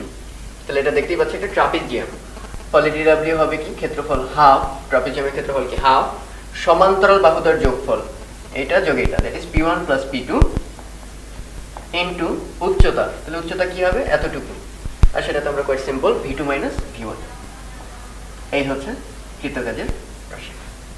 তো এখানে দুইটা রুদ্ধতাপীয় কার্ভ দেখানো আছে, রুদ্ধতাপীয়। ওকে, পিভি ডায়াগ্রামে। এখন এই দুইটার মধ্যে একটা হচ্ছে হিলিয়াম গ্যাসের আর একটা হচ্ছে কার্বন ডাই অক্সাইড গ্যাসের। কোয়েশ্চেন হচ্ছে এদের মধ্যে কোনটা কে? অবজেক্টিভের জন্য বেস্ট কোয়েশ্চেন এগুলা। তো আমরা ইজিলি গেস করতে পারি, কারণ পিভি এর সাথে রিলেশনটা কেমন, PV to the power gamma সমান কনস্ট্যান্ট রুদ্ধতাপীয় প্রক্রিয়ায়। এখন গামার ভ্যালুর উপর ডিপেন্ড করবে কে কেমন অবস্থায় আছে। গামা আমরা জানি হিলিয়াম হচ্ছে 1 পারমাণবিক গ্যাস, তাহলে 1.67, আর ওদিকে কার্বন ডাই অক্সাইড 3 পারমাণবিক গ্যাস 1.33। একটু ঝামেলা আছে ওতে, ঝামেলাটা আমি একটু বলেই দিই। মানে অনেক বইয়ে থাকে যদিও কার্বন ডাই অক্সাইডে পরমাণু হচ্ছে 3টা, কিন্তু তাকে দ্বিপারমাণবিক হিসেবে অ্যাটিটিউড দেখায়, কারণ হচ্ছে সে একটা সরল রেখা। আর আমরা জানি সেই যে অক্সিজেন, এটাও একটা সরল রেখা। কিন্তু অন্যান্য যে গ্যাসগুলো আছে সেগুলো যদি ত্রিপারমাণবিক হয় সেগুলো ত্রিভুজ গঠন করে, অ্যাটলিস্ট সরলরেখা না। তাদের ক্ষেত্রে একমাত্র ডিগ্রি অফ ফ্রিডম এই জিনিসগুলো বাড়তি পাওয়া যায়, কিন্তু আমাদের ওটাও কনসার্ন না। যদি এটা ত্রিপারমাণবিক না হয় দ্বিপারমাণবিক হয়, সেটা কিন্তু 1.4, যেটা 1.67 চেয়ে কম। ওকে, তা আমাদের আপাতত ওই আলোচনায় না যে আমরা ত্রিপারমাণবিক ধরে লিখলাম। তাহলে এখন আমরা বুঝতে পারতেছি হিলিয়ামের হচ্ছে গামা 1.67 বেশি, আর কার্বন ডাই অক্সাইডের গামাটা কম। তাহলে আমরা কি বলতে পারি? ওয়াই অক্ষে রাখলাম পি, দেখতে পাচ্ছি, আর ডান পাশে ভি কে নিয়ে গেলাম। তাহলে K V to the power minus gamma, সেই মাইনাস গামার ভ্যালু একবার হবে 2 এর কাছাকাছি 1.67, আর একবার আসবে 1.33। তাহলে কে বেশি হারে কমতেছে, এই যে গামা হারে কমে যাচ্ছে, V to the power minus gamma হারে কমে যাচ্ছে। তাহলে গামার ভ্যালু যার যত বেশি তত বেশি হারে কমে যাবে। তাহলে যেহেতু হিলিয়ামের গামাটা বেশি, তাহলে সে খারাপভাবে নামতেছে, মানে বেশি রেটে কমতেছে। অন দি আদার হ্যান্ড যেহেতু এখানে গামার মানটা কম, তাহলে সে স্লোলি কমতেছে। সো বুঝতে পারতেছি উপরটা হচ্ছে কার্বন ডাই অক্সাইডের আর এটা হচ্ছে হিলিয়াম গ্যাসের। তো এখানে আরেকটা পিভি ডায়াগ্রাম দেখতে পাচ্ছ, এবং দুইটা কার্ভ, এর মধ্যে যে কোনো একটা সমষ্ণ আর একটা হচ্ছে রুদ্ধতাপীয়। তো কোয়েশ্চন হচ্ছে যদি কার্ভের আদি অবস্থা সেম, মানে p1 v1, কিন্তু শেষ অবস্থায় খালি ভলিউমটা সেম, মানে এরও v2 এরও v2, বাট প্রেসার একটার বেশি আর একটার কম। কোয়েশ্চেন করছে কোন ক্ষেত্রে প্রেসার কম আর কোন ক্ষেত্রে কাজ কম। তো আমরা কোয়াইট সিম্পলি বের করতে পারি, কারণ PV ইকুয়াল টু কনস্ট্যান্ট হচ্ছে সমষ্ণ, আর PV to the power gamma equal to constant হচ্ছে রুদ্ধতাপীয়। তাহলে আমি যদি ওই পাশে নিয়ে যাই, তাহলে একটা হবে জাস্ট ব্যস্তানুপাতিক P সমানুপাতিক 1/v, আর একটা হবে গামা পাওয়ারের ব্যস্তানুপাতিক। যেমন গামার ভ্যালু যদি মনে মনে ধরে নিই 2, তাহলে এটা হচ্ছে দূরত্বের বর্গের ব্যস্তানুপাতিক, আমরা যেমন শুনছি ওরকম দূরত্বের বর্গের ব্যস্তানুপাতিক। তো এটা কমন সেন্স যে এক ঘাতে চেঞ্জ হবে স্লোলি, আর ডাবল ঘাতে কি বর্গ হারে চেঞ্জ হবে, মানে কমে যাবে বর্গ হারে, অনেক হাই স্পিডে কমতে থাকবে।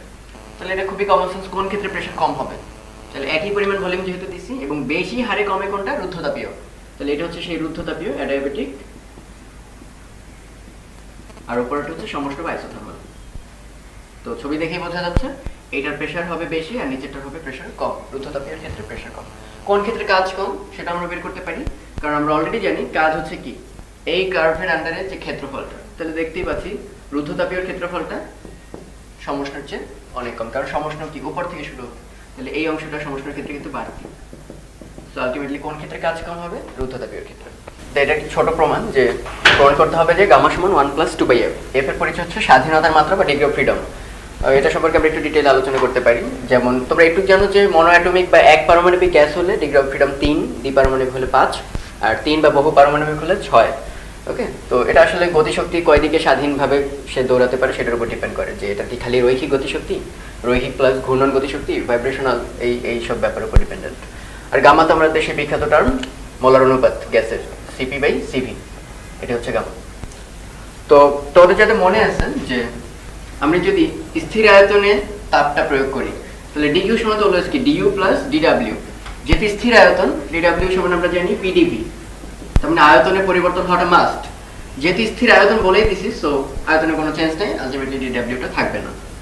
তাহলে সেই ক্ষেত্রে পুরো তাপ শক্তিটি আসলে অন্তঃস্থ শক্তি, এবং অন্তঃস্থ শক্তির মধ্যে পোটেনশিয়ালের চেয়ে কাইনেটিক এনার্জি অনেক বেশি, অনেক জোরে দৌড়ে গ্যাসের। সো আমরা সেই ক্ষেত্রে মনে আছে একটা জিনিস লিখতাম 3/2 RT, আমরা না বুঝেই লিখতাম, কারণ আমরা গ্যাস পার্টিকেল গুলো দিয়ে যখন 1/3 mL/c², যাদের মনে পড়ে PV = 1/3 mL/c², গ্যাসের কাইনেটিক সূত্র বা গতি তত্ত্বের সূত্র, সেখানে 1/3 বা 3/2 RT এই জিনিসগুলো যখন আসছিল গতিশক্তির ফর্মুলা, তখন একটু খেয়াল করে নেই 3টা আসলে কোত্থেকে আসে। 3টা আসে কারণ বাই ডিফল্ট আমরা ধরে নিয়েছিলাম সেই যে ক্ষুদ্র অণুগুলা গ্যাসের, আদর্শ গ্যাসের, সেগুলো আসলে এক পারমাণবিক আমরা কিন্তু ডিফল্ট ধরে নিয়েছিলাম। কিন্তু জগতে আসলে কি সব কিন্তু এক পারমাণবিক না। ওখানে অক্সিজেন থাকতে পারতো, কিংবা নাইট্রোজেন ডাইঅক্সাইড থাকতে পারতো, যেভাবেই হোক না কেন এরকম মাল্টিপল অ্যাটম কিন্তু থাকতেই পারতো ইজিলি। তো সেই ক্ষেত্রে কিন্তু 3 আসবে না। এক পারমাণবিকের ক্ষেত্রে 3, দ্বিপারমাণবিকের ক্ষেত্রে 5, ত্রিপারমাণবিক বা বহু পারমাণবিকের ক্ষেত্রে 6। আলটিমেটলি হচ্ছে এখানে 3, 5 না 6 হবে, এটা এক কথায় লিখতে পারি এখানে আসলে F হবে। Fটাই হচ্ছে ফ্রিডম, যেখানে আমরা এখনো মেনশন করিনি এটাকে এক পারমাণবিক, দ্বি না ত্রি, এটা ডিপেন্ড করবে তুমি কোনটা বলে দিবা তার উপরে এর মান। সো আলটিমেটলি আমাদের এখানে 3/2 RT লেখা উচিত না, লেখা উচিত F/2 RT, যাতে এক এক গ্যাসের ক্ষেত্রে এক এক রকম তুমি লিখতে পারো। এরপর dqv dt যদি নাও, মজার ব্যাপার হচ্ছে এটাই কিন্তু Cv। 1 মোল গ্যাসের তাপমাত্রা 1 কেলভিন বাড়াতে যে পরিমাণ তাপ লাগে তাকে বলে Cv। তাহলে এটা সমান হচ্ছে F/2 R, আর ডিফারেন্সিয়েট করতে টাইমের t এর সাপেক্ষে, টেম্পারেচারের সাপেক্ষে, dt dt হবে 1। সো আমরা একটা ফর্মুলা পাচ্ছি dqv dt, that is Cv সমান F/2 R। এখান থেকে আমাদের প্রমাণ শুরু। গামা সমান আমরা জানি Cp/Cv, আর আমরা বিখ্যাত সেই ফর্মুলা জানি Cp - Cv সমান R। ওকে, তাহলে আমরা এখান থেকে লিখতে পারি, খেয়াল করে দেখো, ওই Cv সমান হচ্ছে F/2 R, আর Cp সমান R প্লাস Cv। তাহলে আমরা Cp এর বদলে কি লিখতে পারি, গামা ইনটু Cv। তাহলে গামা ইনটু Cv, ওই পাশ থেকে Cv নিয়ে আসলাম, থাকলো R। তাহলে আমি যদি কমন নেই, তাহলে gamma -1 into Cv equal to R। সেই Cv এর বদলে ওইখানে আমরা যেটা বের করছি মাত্রই, Cv সমান F/2 R, ওটা আমরা বসাচ্ছি half into F into R সমান R, আর আর কাটা। অতএব গামা -1 হচ্ছে 2/F, ওই পাশে নিয়ে গেলে অতএব গামা সমান 1 প্লাস 2/F, প্রমাণিত। এখানে একটা গ্রাফ দেখতে পাচ্ছ, গ্রাফের y অ্যাক্সিস হচ্ছে dw মানে বাহ্যিকৃত কাজ, আর dq হচ্ছে তাপ কতখানি দিচ্ছি। তো 3টা গ্রাফ দেখতে পাচ্ছি। তো এই অঙ্কগুলো আসলে আমাদের কনসেপ্ট ক্লিয়ার করতে খুবই হেল্পফুল। মানে অঙ্কগুলো ম্যাসিভ দেখে ভাববা না যেগুলো তো ভর্তি পরীক্ষা আসবে না, ওরকম না বিষয়টা। অনেকগুলো কনসেপ্টের ঝামেলা থাকলে এখান থেকে ক্লিয়ার হয়। এদের মধ্যে বলা আছে যে কোনো একটা সমষ্ণ কার্ভ আর বাকি দুটো হচ্ছে সমচাপ, কোনটা কি আমরা বলে দেইনি। তো কোয়েশ্চেনটা খুব অদ্ভুত, ডিগ্রি অফ ফ্রিডম কত, এখানে যে দুইটা গ্যাস আছে তাদের ডিগ্রি অফ ফ্রিডম কত, আর অক্ষগুলো কোন প্রক্রিয়া নির্দেশ করে, অক্ষগুলো কোন একটা প্রক্রিয়া নির্দেশ করে। দেখি আমরা প্রথমে নিচেরটার অ্যান্সার দিই। এই অক্ষে কোনো ডিডব্লিউ আছে, এক্স অক্ষে কোনো ওয়াই থাকে না, ওয়াই অক্ষে কোনো এক্স থাকে না। তাহলে একটু খেয়াল করে দেখো, ডিডব্লিউ শূন্য, তার মানে কি পিডিভি শূন্য না, কারণ ডিডব্লিউ ইকুয়াল টু আমরা জানি পিডিভি, আর পিডিভি শূন্য অর্থ কি আয়তনে কোনো পরিবর্তন হয় নাই। তার মানে আমরা বুঝে গেলাম নিচে যেখানে ডিডব্লিউ শূন্য সেই রেখাটাও একটা সম আয়তন প্রক্রিয়া নির্দেশ করতেছে, সম আয়তন আইসোকোর। অন দি আদার হ্যান্ড এখানে কোনটা শূন্য, ডিকিউ শূন্য, আমরা তো জানি রুদ্ধ তাপ, সেই ক্ষেত্রে একত্র তাপের কোনো আদান প্রদান হয় না। তার মানে এই যে এখানে দেখতে পাচ্ছ সেই হচ্ছে রুদ্ধ তাপ প্রক্রিয়া। সো এই দুটো অ্যাক্সিস কি ডিনোট করে সেটা আমরা জানলাম। এফ কত সেগুলো বের করার আগে আমাকে ঢালটা বের করতে হবে, তাহলে আমরা রেখাগুলোকে চিনতে পারবো। কারণ আমরা তো জানি যে রেখা যত খাড়া ওয়াই অক্ষের দিকে তত ঢাল বেশি। তাহলে আমরা ঢাল বের করতে পারলে বুঝবো যে এইটা কি নির্দেশ করে, 1, 3 কোন গ্যাস নির্দেশ করে। আমরা একটু ট্রাই করে দেখি। প্রথমেই ঢাল তো বুঝি আমরা যে dw/dq মানে y/x, যেমন আমরা ঢাল কি dy/dx বের করতাম, ওরকম dw/dq টা বের করতে পারলে কাজ শেষ। প্রথমত যদি dq সমান, আমরা তো সবসময় জানি থার্মোডাইনামিক্সের ফার্স্ট ল du + dw, সমষ্ণ প্রক্রিয়া একটা বলা আছে। সমষ্ণ প্রক্রিয়া আমরা জানি তাপের কোনো তাপমাত্রার কোনো চেঞ্জ হয় না, তাহলে du তো চেঞ্জ হবে না, আমরা জানি অন্তঃস্থ শক্তি চেঞ্জ হয় তাপমাত্রা চেঞ্জের কারণে। আর যাদের মনে নাই তারা মনে রাখবে du সমান হচ্ছে n cv/dt। তো dt যদি কোনো চেঞ্জ না হয় তাহলে du টা হবে 0। তাহলে আমরা আসলে পাচ্ছি কি dq = dw, অতএব dw divided by dq equal to 1, মানে ঢালটা আসলে 1, আর 1 ঢাল কত ডিগ্রির জন্য হয়? tan 45 degree. তার মানে এই যে গ্রাফগুলো দেখতে পাচ্ছ তার মধ্যে একটা কিন্তু আমরা বের করে ফেলছি, যেটা 45 চোখেই দেখা যাচ্ছে, একদম মাঝখান থেকে গেছে। তার মানে এই যে রেখাটা, এটি হচ্ছে সেই বিখ্যাত সমষ্ণ রেখা। ওকে, তাহলে দেখো কোশ্চেনের ভাষা পড়ে আমরা কিন্তু বুঝে গেছি এই তিনটা রেখার মধ্যে বলে দেওয়া নেই কোনটা সমষ্ণ কোনটা সমচাপ সম আয়তন, কিন্তু আমরা বের করে দেখলাম যে আসলে কোনটা। এবার বাকিগুলোর জন্য একটু বের করব। তো এবার আমরা দেখব সমচাপের ক্ষেত্রে ঢালটা কেমন আসে এবং সেটা কোন কোন গ্যাসের ক্ষেত্রে কেমন হবে, এক পারমাণবিক গ্যাসের ক্ষেত্রে কেমন হবে, বহু পারমাণবিক গ্যাসের ক্ষেত্রে কেমন হবে। তো সমচাপ প্রক্রিয়ার ক্ষেত্রে আমরা জানি সাপোজ dw, এটা সব ক্ষেত্রেই জানি dw সমান pdv। ওকে, আবার pv সমান আমরা কি জানি nRT। সমচাপ প্রক্রিয়ার ক্ষেত্রে p কনস্ট্যান্ট, ডিফারেন্সিয়েট করলে p dv, nr constant dt। Okay, তাহলে pdv এর বদলে আমরা লিখতে পারি nr dt। তো dw আমরা পেয়ে গেছি, এখন লাগবে dq। তো dq সমচাপ প্রক্রিয়া, তাহলে লিখলাম dqp। ওকে, তাহলে dq সমান আমরা কি জানি, সেই যে cp dt, যাদের মনে নেই cp সংজ্ঞাই ছিল এমন dqp ডিভাইডেড বাই dt। 1 মোল গ্যাসের জন্য 1 কেলভিন তাপমাত্রা বাড়াতে যে পরিমাণ তাপ দেওয়া লাগে তারই নাম হচ্ছে cp, প্রেসার যদি কনস্ট্যান্ট রাখো। তাহলে dw জানি, dq জানি, তাহলে ঢালটা হবে dw বাই dq, মানে dqp সমচাপ। তাহলে আমরা আলটিমেটলি পাচ্ছি nr dt divided by cp dt। Okay, তাহলে এখানে dt dt বাদ, তারপর এটা থাকলো। তো আমরা যেহেতু 1 মোল নিয়ে কাজ করতেছি, এখানে খেয়াল করছো আমরা এখানে কোনো n দেই নেই, তার মানে উপরেও nRT থাকবে না। 1 মোলের জন্য পুরো দুইটাই n মোলের জন্য লিখবো, আর নাহলে দুইটাই 1 মোলের জন্য লিখবো, কাটাকাটি আলটিমেটলি। তো এখন এখান থেকে আমরা একটু ডিগ্রি অফ ফ্রিডম যেহেতু বের করতে বলছে, তাহলে আমরা আসলে এই আর সিভি এদের মধ্যে একটা রিলেশন আছে, তাহলে আমরা একটু কষ্ট করে আগাই যাতে ডিগ্রি অফ ফ্রিডমের একটা রাশিমালা বের হয়। So dw by dqp equal হচ্ছে r ডিভাইডেড বাই cp। এখন তোমরা আবার জানো যে গামা সমান সেই যে cp বাই cv, তার মানে এটাকে লেখা আছে গামা ইনটু cv। ওকে, তো cv কে আবার আমরা কি লিখতে পারি, যাদের মনে আছে cv সমান কিন্তু r divided by gamma minus 1, আমরা অনেকবার ইউজ করছি এই ফর্মুলা। তাহলে এখানে r divided by gamma minus 1, আর কাটা যাচ্ছে, তাহলে gamma minus 1 divided by gamma. তো আমরা একটু আগে তোমাদের প্রুফ করে দিয়েছিলাম যে গামা সমান 1 প্লাস 2/f, তাহলে গামা মাইনাস 1 হচ্ছে 2/f। ওকে, তাহলে গামা মাইনাস 1 হচ্ছে 2/f উপরে, আর নিচে গামা সমান হচ্ছে 1 প্লাস 2/f। তাহলে 2/f দিয়ে যদি ভাগ দিই, উপরে থাকবে হচ্ছে 1, এখানে থাকবে f বাই 2, নিচে থাকবে 1, 2 উপরে যাবে 2 ডিভাইডেড বাই 2 প্লাস f। এই হচ্ছে আলটিমেটলি ফর্মুলা। এবার ঢাল হচ্ছে ডিপেন্ড করবে ডিগ্রি অফ ফ্রিডম কার কত তার উপর। আগেরবার ঢাল কিন্তু অ্যান্সার আসছিল 1, মানে 45 ডিগ্রি। গ্যাসটা কেমন, মনোঅ্যাটমিক না ডায়াটমিক, এটার উপর ডিপেন্ডেন্ট না। বাট এবার খেয়াল করে দেখো, f যত বাড়বে ঢাল তত কমবে, কারণ বাম পক্ষে আছে ঢাল আর f আছে হরে। তাহলে f কার বেশি থাকে, এক অ্যাটমিকের ক্ষেত্রে আমরা জানি f হচ্ছে 3, আর দ্বি অ্যাটমিক বা বহু অ্যাটমিকের ক্ষেত্রে 4, 5, 6 এগুলো থাকবে। ওকে, 4টা না 5 আর 6। তাহলে আমরা বুঝতে পারতেছি দ্বিপারমাণবিক বা বহু পারমাণবিকের ক্ষেত্রে এগুলোর ভ্যালু হবে বেশি, ফলে ঢালটা হবে কম। তাহলে ঢাল যার যত কম হবে সে তত সরানো থাকবে, ঢাল যার যত বেশি হবে খারাপ থাকবে। সো 3 নাম্বার যে রেখাটা সেটা সবচেয়ে খারাপ। সো এটা হচ্ছে এক পারমাণবিক গ্যাস বা মনোঅ্যাটমিক গ্যাসের ক্ষেত্রে এক পারমাণবিক, আর এটা হচ্ছে বহু পারমাণবিক গ্যাসের ক্ষেত্রে। ওকে, তাহলে দেখো ম্যাথমেটিক্যালি আমরা বুঝতে পারবো কোন রেখাটা কি ডিনোট করে। মাঝের রেখাটা ডিনোট করবে সমষ্ণ রেখা, এই দুইটা ডিনোট করবে হচ্ছে সমচাপীয় রেখা। আর সেই সমচাপীয় রেখার মধ্যে কোনটা বহু পারমাণবিক কোনটা এক পারমাণবিক সেগুলো আমরা এখান থেকে বের করলাম সেই যে ফর্মুলাগুলো থেকে। এবার আবারও 3টা গ্রাফ, বাট এবার অক্ষগুলো আরেকটা আলাদা। এখানে হচ্ছে dt আর এখানে হচ্ছে dq, আগে ওখানে dw ছিল। তো কোয়েশ্চেন হচ্ছে এগুলো ডিফারেন্ট প্রক্রিয়া নির্দেশ করতেছে। এই যেমন আসলে এখানে রেখা কিন্তু 5টা, অক্ষ 2টা আর এখানে 3টা। ফার্স্ট কোয়েশ্চেন হচ্ছে অক্ষগুলো কোন প্রসেসকে ডিনোট করে।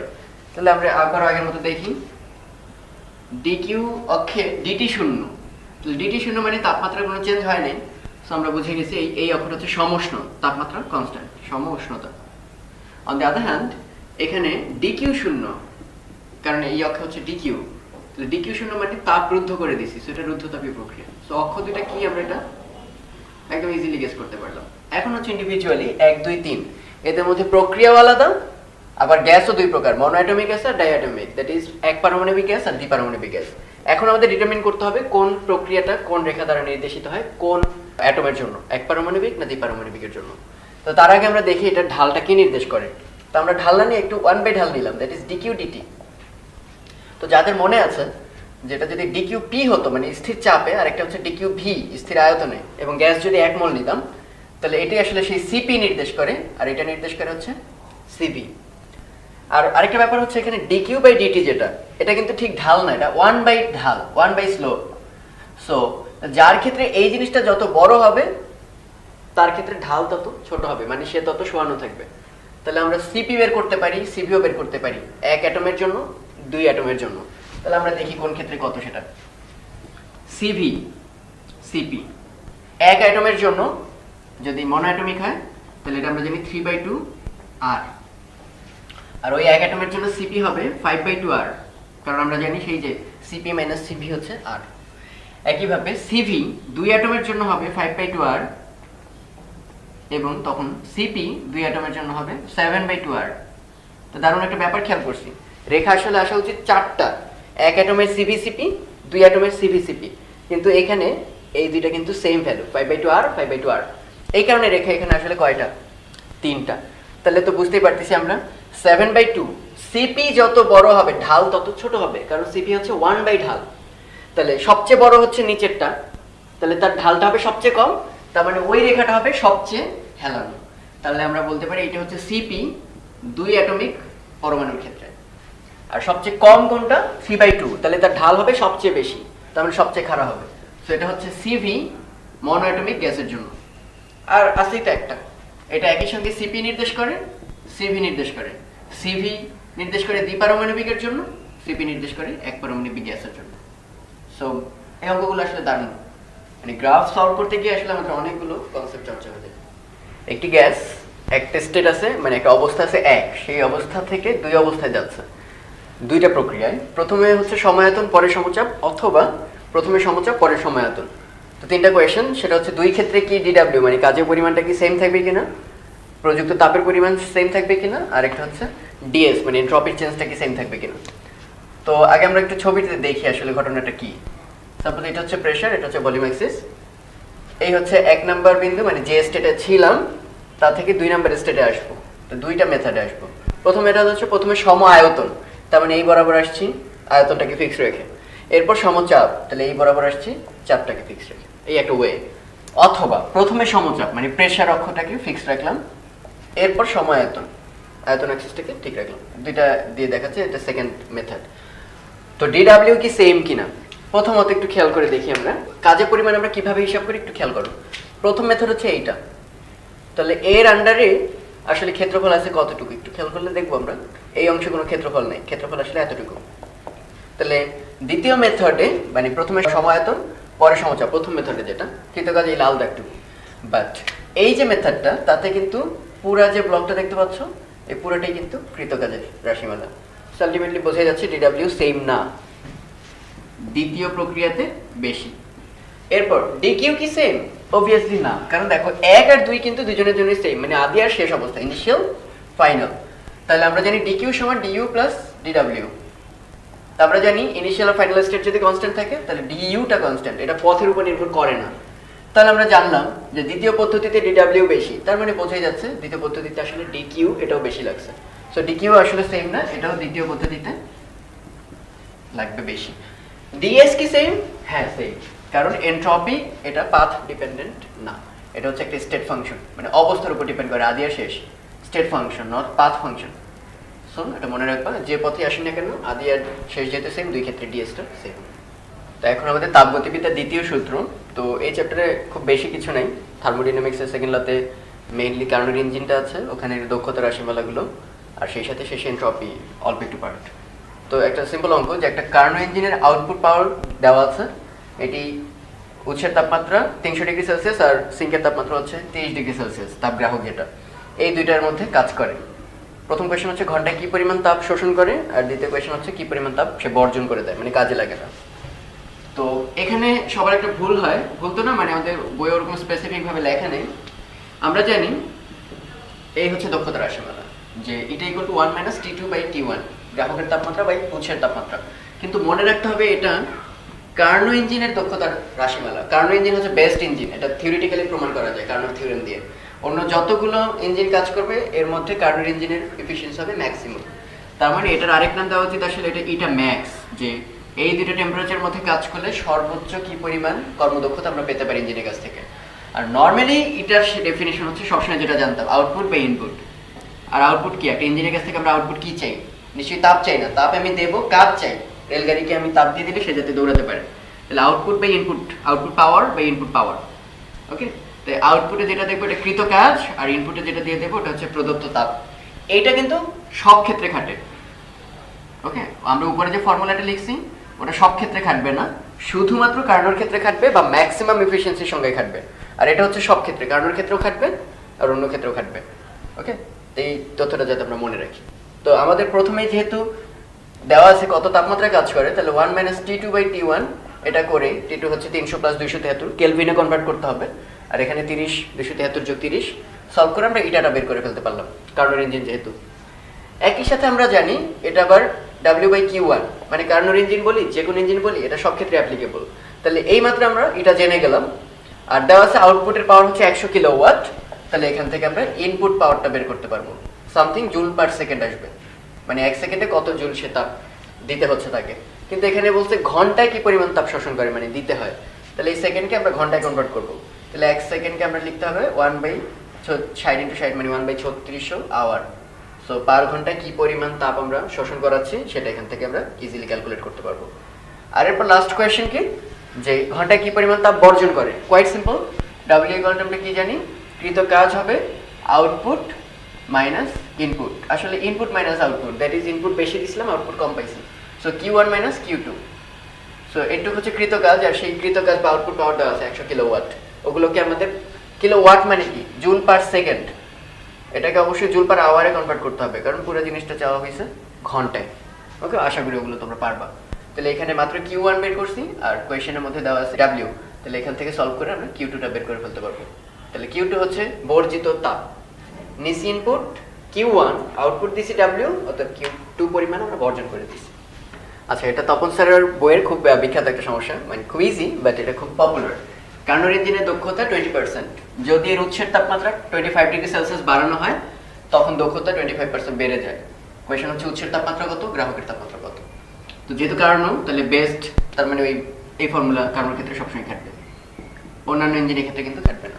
তাহলে 1 - T2/T1 হচ্ছে এটা, সেটাই দেওয়া আছে 20%, মানে 0.2।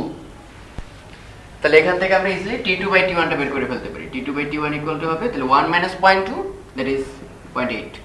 ওকে, এখন তাপমাত্রা 25 ডিগ্রি সেলসিয়াস বাড়ানো হলো, এটা কিন্তু তাপমাত্রার চেঞ্জ কত বৃদ্ধি করা হলো তা আমরা অলরেডি জানি। কেলভিন স্কেলে চেঞ্জ যতটুকু, ডিগ্রি সেলসিয়াস স্কেলেও চেঞ্জ যতটুকু। নট নেসেসারিলি যে 25 ডিগ্রি সেলসিয়াস সমান 25 কেলভিন, কিন্তু বৃদ্ধি বা চেঞ্জটুকু হচ্ছে 25 ডিগ্রি সেলসিয়াস বা 25 কেলভিন, একই। সো আমাদের কেলভিনে কনভার্ট করা লাগবে না। তাহলে নতুন অবস্থা এফিসিয়েন্সি 25% বাড়ে, আগে ছিল 0.2, তার সঙ্গে 0.2 এর আরো 25%, মানে 0.25 গুণ বেড়ে গেছে। আগেটা তো ছিলই, তার সঙ্গে এতটুকু বাড়তি। এটা হবে নতুন এফিসিয়েন্সি, সেটা হবে 1 - T2/T1, যেটা ছিল সোর্সের তাপমাত্রা, কিন্তু এখন সেটা আরো 25 পরিমাণ বাড়ানো। এটা ডিগ্রি সেলসিয়াস না, এটা কিন্তু আমি আসলে কেলভিনে লিখছি, একই জিনিস হবে আলটিমেটলি। তো এখান থেকে সলভ করে T2/T1 + 25 = সামথিং আসবে। এখানে T2 আর T1 এর মধ্যে রিলেশন হচ্ছে 0.8 × T1। ওকে, তো সেই T2টা এখানে বসাই দেবো আমরা, 0.8 × T1 / T1 + 25। এটা সলভ করলে পরে আমরা T1টা পেয়ে যাব, আর T1টা যখনই পাবো T2 সমান আমরা জানি 0.8 × T1, দ্যাট ইজ T2টা আমরা যেতে পারবো।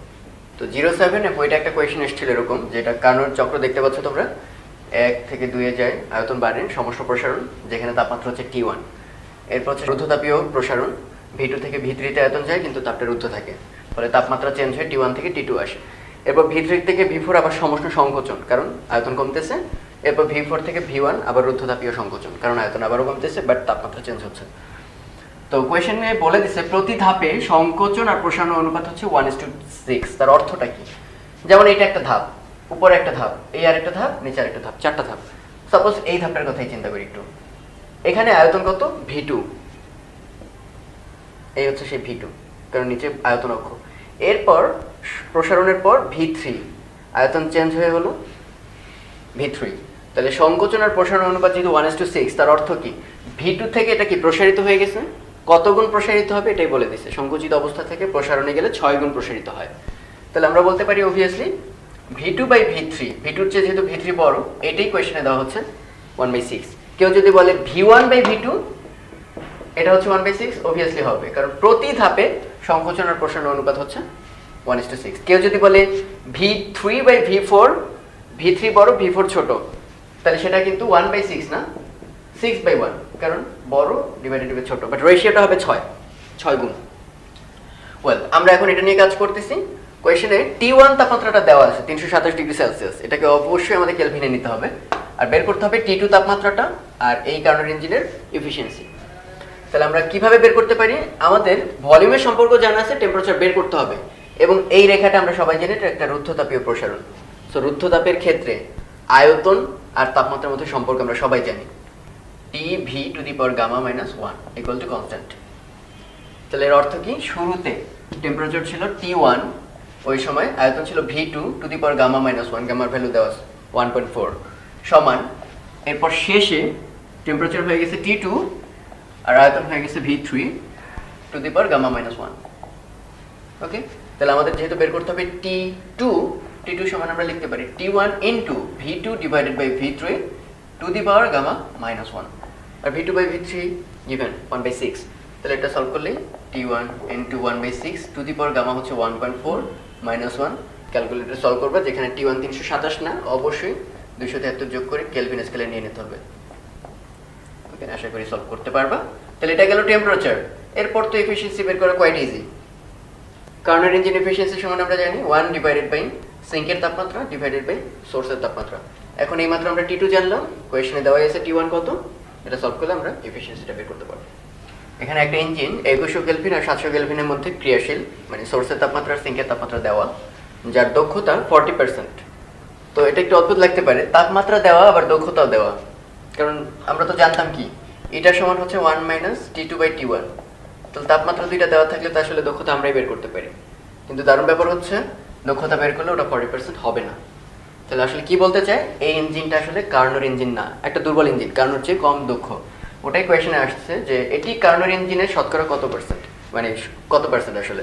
তাহলে আমরা কার্নোর ইঞ্জিনের দক্ষতা সমান জানি, মাত্র যেটা লিখলাম 1 - T2/T1।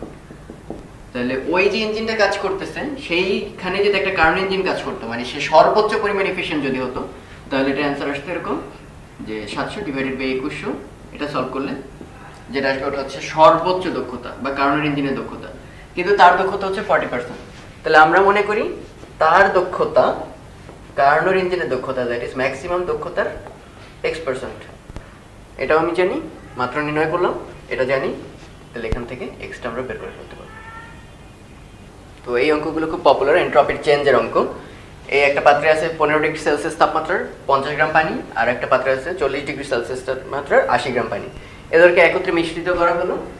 তো মিশ্রিত করলে তো অবশ্যই কমন সেন্স কাজ করতেছে যে 15 ডিগ্রি সেলসিয়াসও তাপমাত্রা থাকবে না, 40 ডিগ্রিও থাকবে না, মিক্সড হয়ে মিক্সচারের একটা তাপমাত্রা হবে, মিশ্রণের তাপমাত্রা যেটাকে বলি।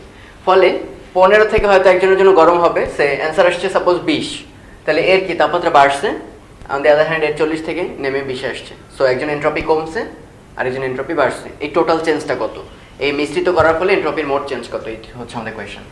তো তার আগে আমাদের জানতে হবে মিশ্রণের পর তাপমাত্রা কত হয়েছে, কারণ তখনই আমরা বুঝতে পারবো তাপমাত্রার ভেরিয়েশনটা কত। তো আমরা সেই ছোটবেলায় ক্যালোরিমিতির অঙ্ক করতাম। ওকে, তাহলে এখানে m1 s1 del theta 1 = হবে m2 s2 del theta 2। তো ক্যালোরিমিতির মূলনীতি থেকে তো আমরা এটা আগেই জানি যে গৃহীত তাপ সমান হচ্ছে বর্জিত তাপ। তো এখানে আমরা তো ইজিলি বুঝতে পারতেছি এর তাপমাত্রা কম, ফলে সে আরেকজনের কাছ থেকে তাপ নেবে, এর তাপমাত্রা বেশি, ফলে ওকে তাপ দেবে। সো গৃহীত তাপ হবে এর ভর m1 ধরলাম, m1 তার আপেক্ষিক তাপ, পানি আপেক্ষিক তাপ দুজনের সেম, ইন্টু ডেল থিটা, এখানে m2 s2 ডেল থিটা। এখন ডেল থিটাটা আসলে কি, ওখানে হচ্ছে 50 গ্রাম ছিল, 50কে আমরা কেজিতে লিখবো, 50/1000। ওকে, এস হচ্ছে 4200, আর এই টেম্পারেচারটা থিটা 15-এর চেয়ে বড় কিন্তু 40-এর চেয়ে ছোট। মিশ্রণ যেহেতু এখনো স্টিল মানে লিকুইডে আছে, তাহলে আমরা লিখতে পারি theta minus 15। On the other hand এই ক্ষেত্রে লিখবো 80 গ্রাম, তো 80কে 1000 দিয়ে ভাগ করে নিলাম, ইন্টু 4200। এবার লিখতে হবে 40 মাইনাস থিটা, কারণ থিটাটা lies between 15°C and 40°C। So এখানে 4200 এগুলো সলভ করে আমরা একটা থিটার ভ্যালু পাবো। ওকে, এটা হচ্ছে মিশ্রণের তাপমাত্রা। তো আমরা এনট্রপি চেঞ্জের ফর্মুলা কি জানি, dQ/T। তো যদি এরকম গলত কিংবা কোনো রকম অবস্থার পরিবর্তন হতো, সেই তাপমাত্রার কোনো পরিবর্তন হয় না, কিন্তু আমরা এখানে ক্লিয়ারলি দেখতে পাচ্ছি 15°C চেঞ্জ হয়ে θ°C পরিণত হয়েছে। সো এই ক্ষেত্রে কিন্তু আমাদের ফর্মুলাটা হবে এমন, ds S1 থেকে S2 পরিবর্তনটা, আর ওখানে হচ্ছে ms dt/T এর ইন্টিগ্রেশন T1 টেম্পারেচার থেকে T2। তাহলে সলভ করলে আসে কি m s আর 1/T এর ইন্টিগ্রেশন হচ্ছে ln, আর যদি লিমিট অ্যাপ্লাই করে দাও একটা ln T2/T1। সো এটা আমরা সবসময় ফর্মুলা আকারে মনে রাখবো। মজার ব্যাপার, এটা কিন্তু স্টিল dsই থাকবে, কারণ এখানে আসলে আসবে কি, এখানে আসবে S2 - S1, সেটাও কিন্তু আসলে একটা ডেল্টা S, মানে 2s এর বা এনট্রপির চেঞ্জ। তাহলে আমরা প্রথম ক্ষেত্রে লিখতে পারি ds1 m1 s1 ln, পৌঁছেছে θ°C তাপমাত্রা, ওটাকে কেলভিনে নিয়ে নেব, আর শুরুতে ছিল 15°C, সেটাকেও কেলভিনে নিয়ে নেব। সো এটা হচ্ছে ds1 প্রথম লিকুইডের জন্য এনট্রপির পরিবর্তন। পরেরটার জন্য ইজিলি লিখতে পারবো, ds2 হবে m2 s2 ln, শুরুতে ছিল 80°C, সো 80 + 273, আর পরে হয়েছে θ°C, θ + 273, কেলভিনে কনভার্ট করে নিলাম। এরপর এই ds1 আর ds2 একটা আসবে পজিটিভ আর একটা আসবে নেগেটিভ, ওদের সরাসরি যোগ করব, ভুলেও দুইটাকে প্লাস বানানোর চেষ্টা করবে না।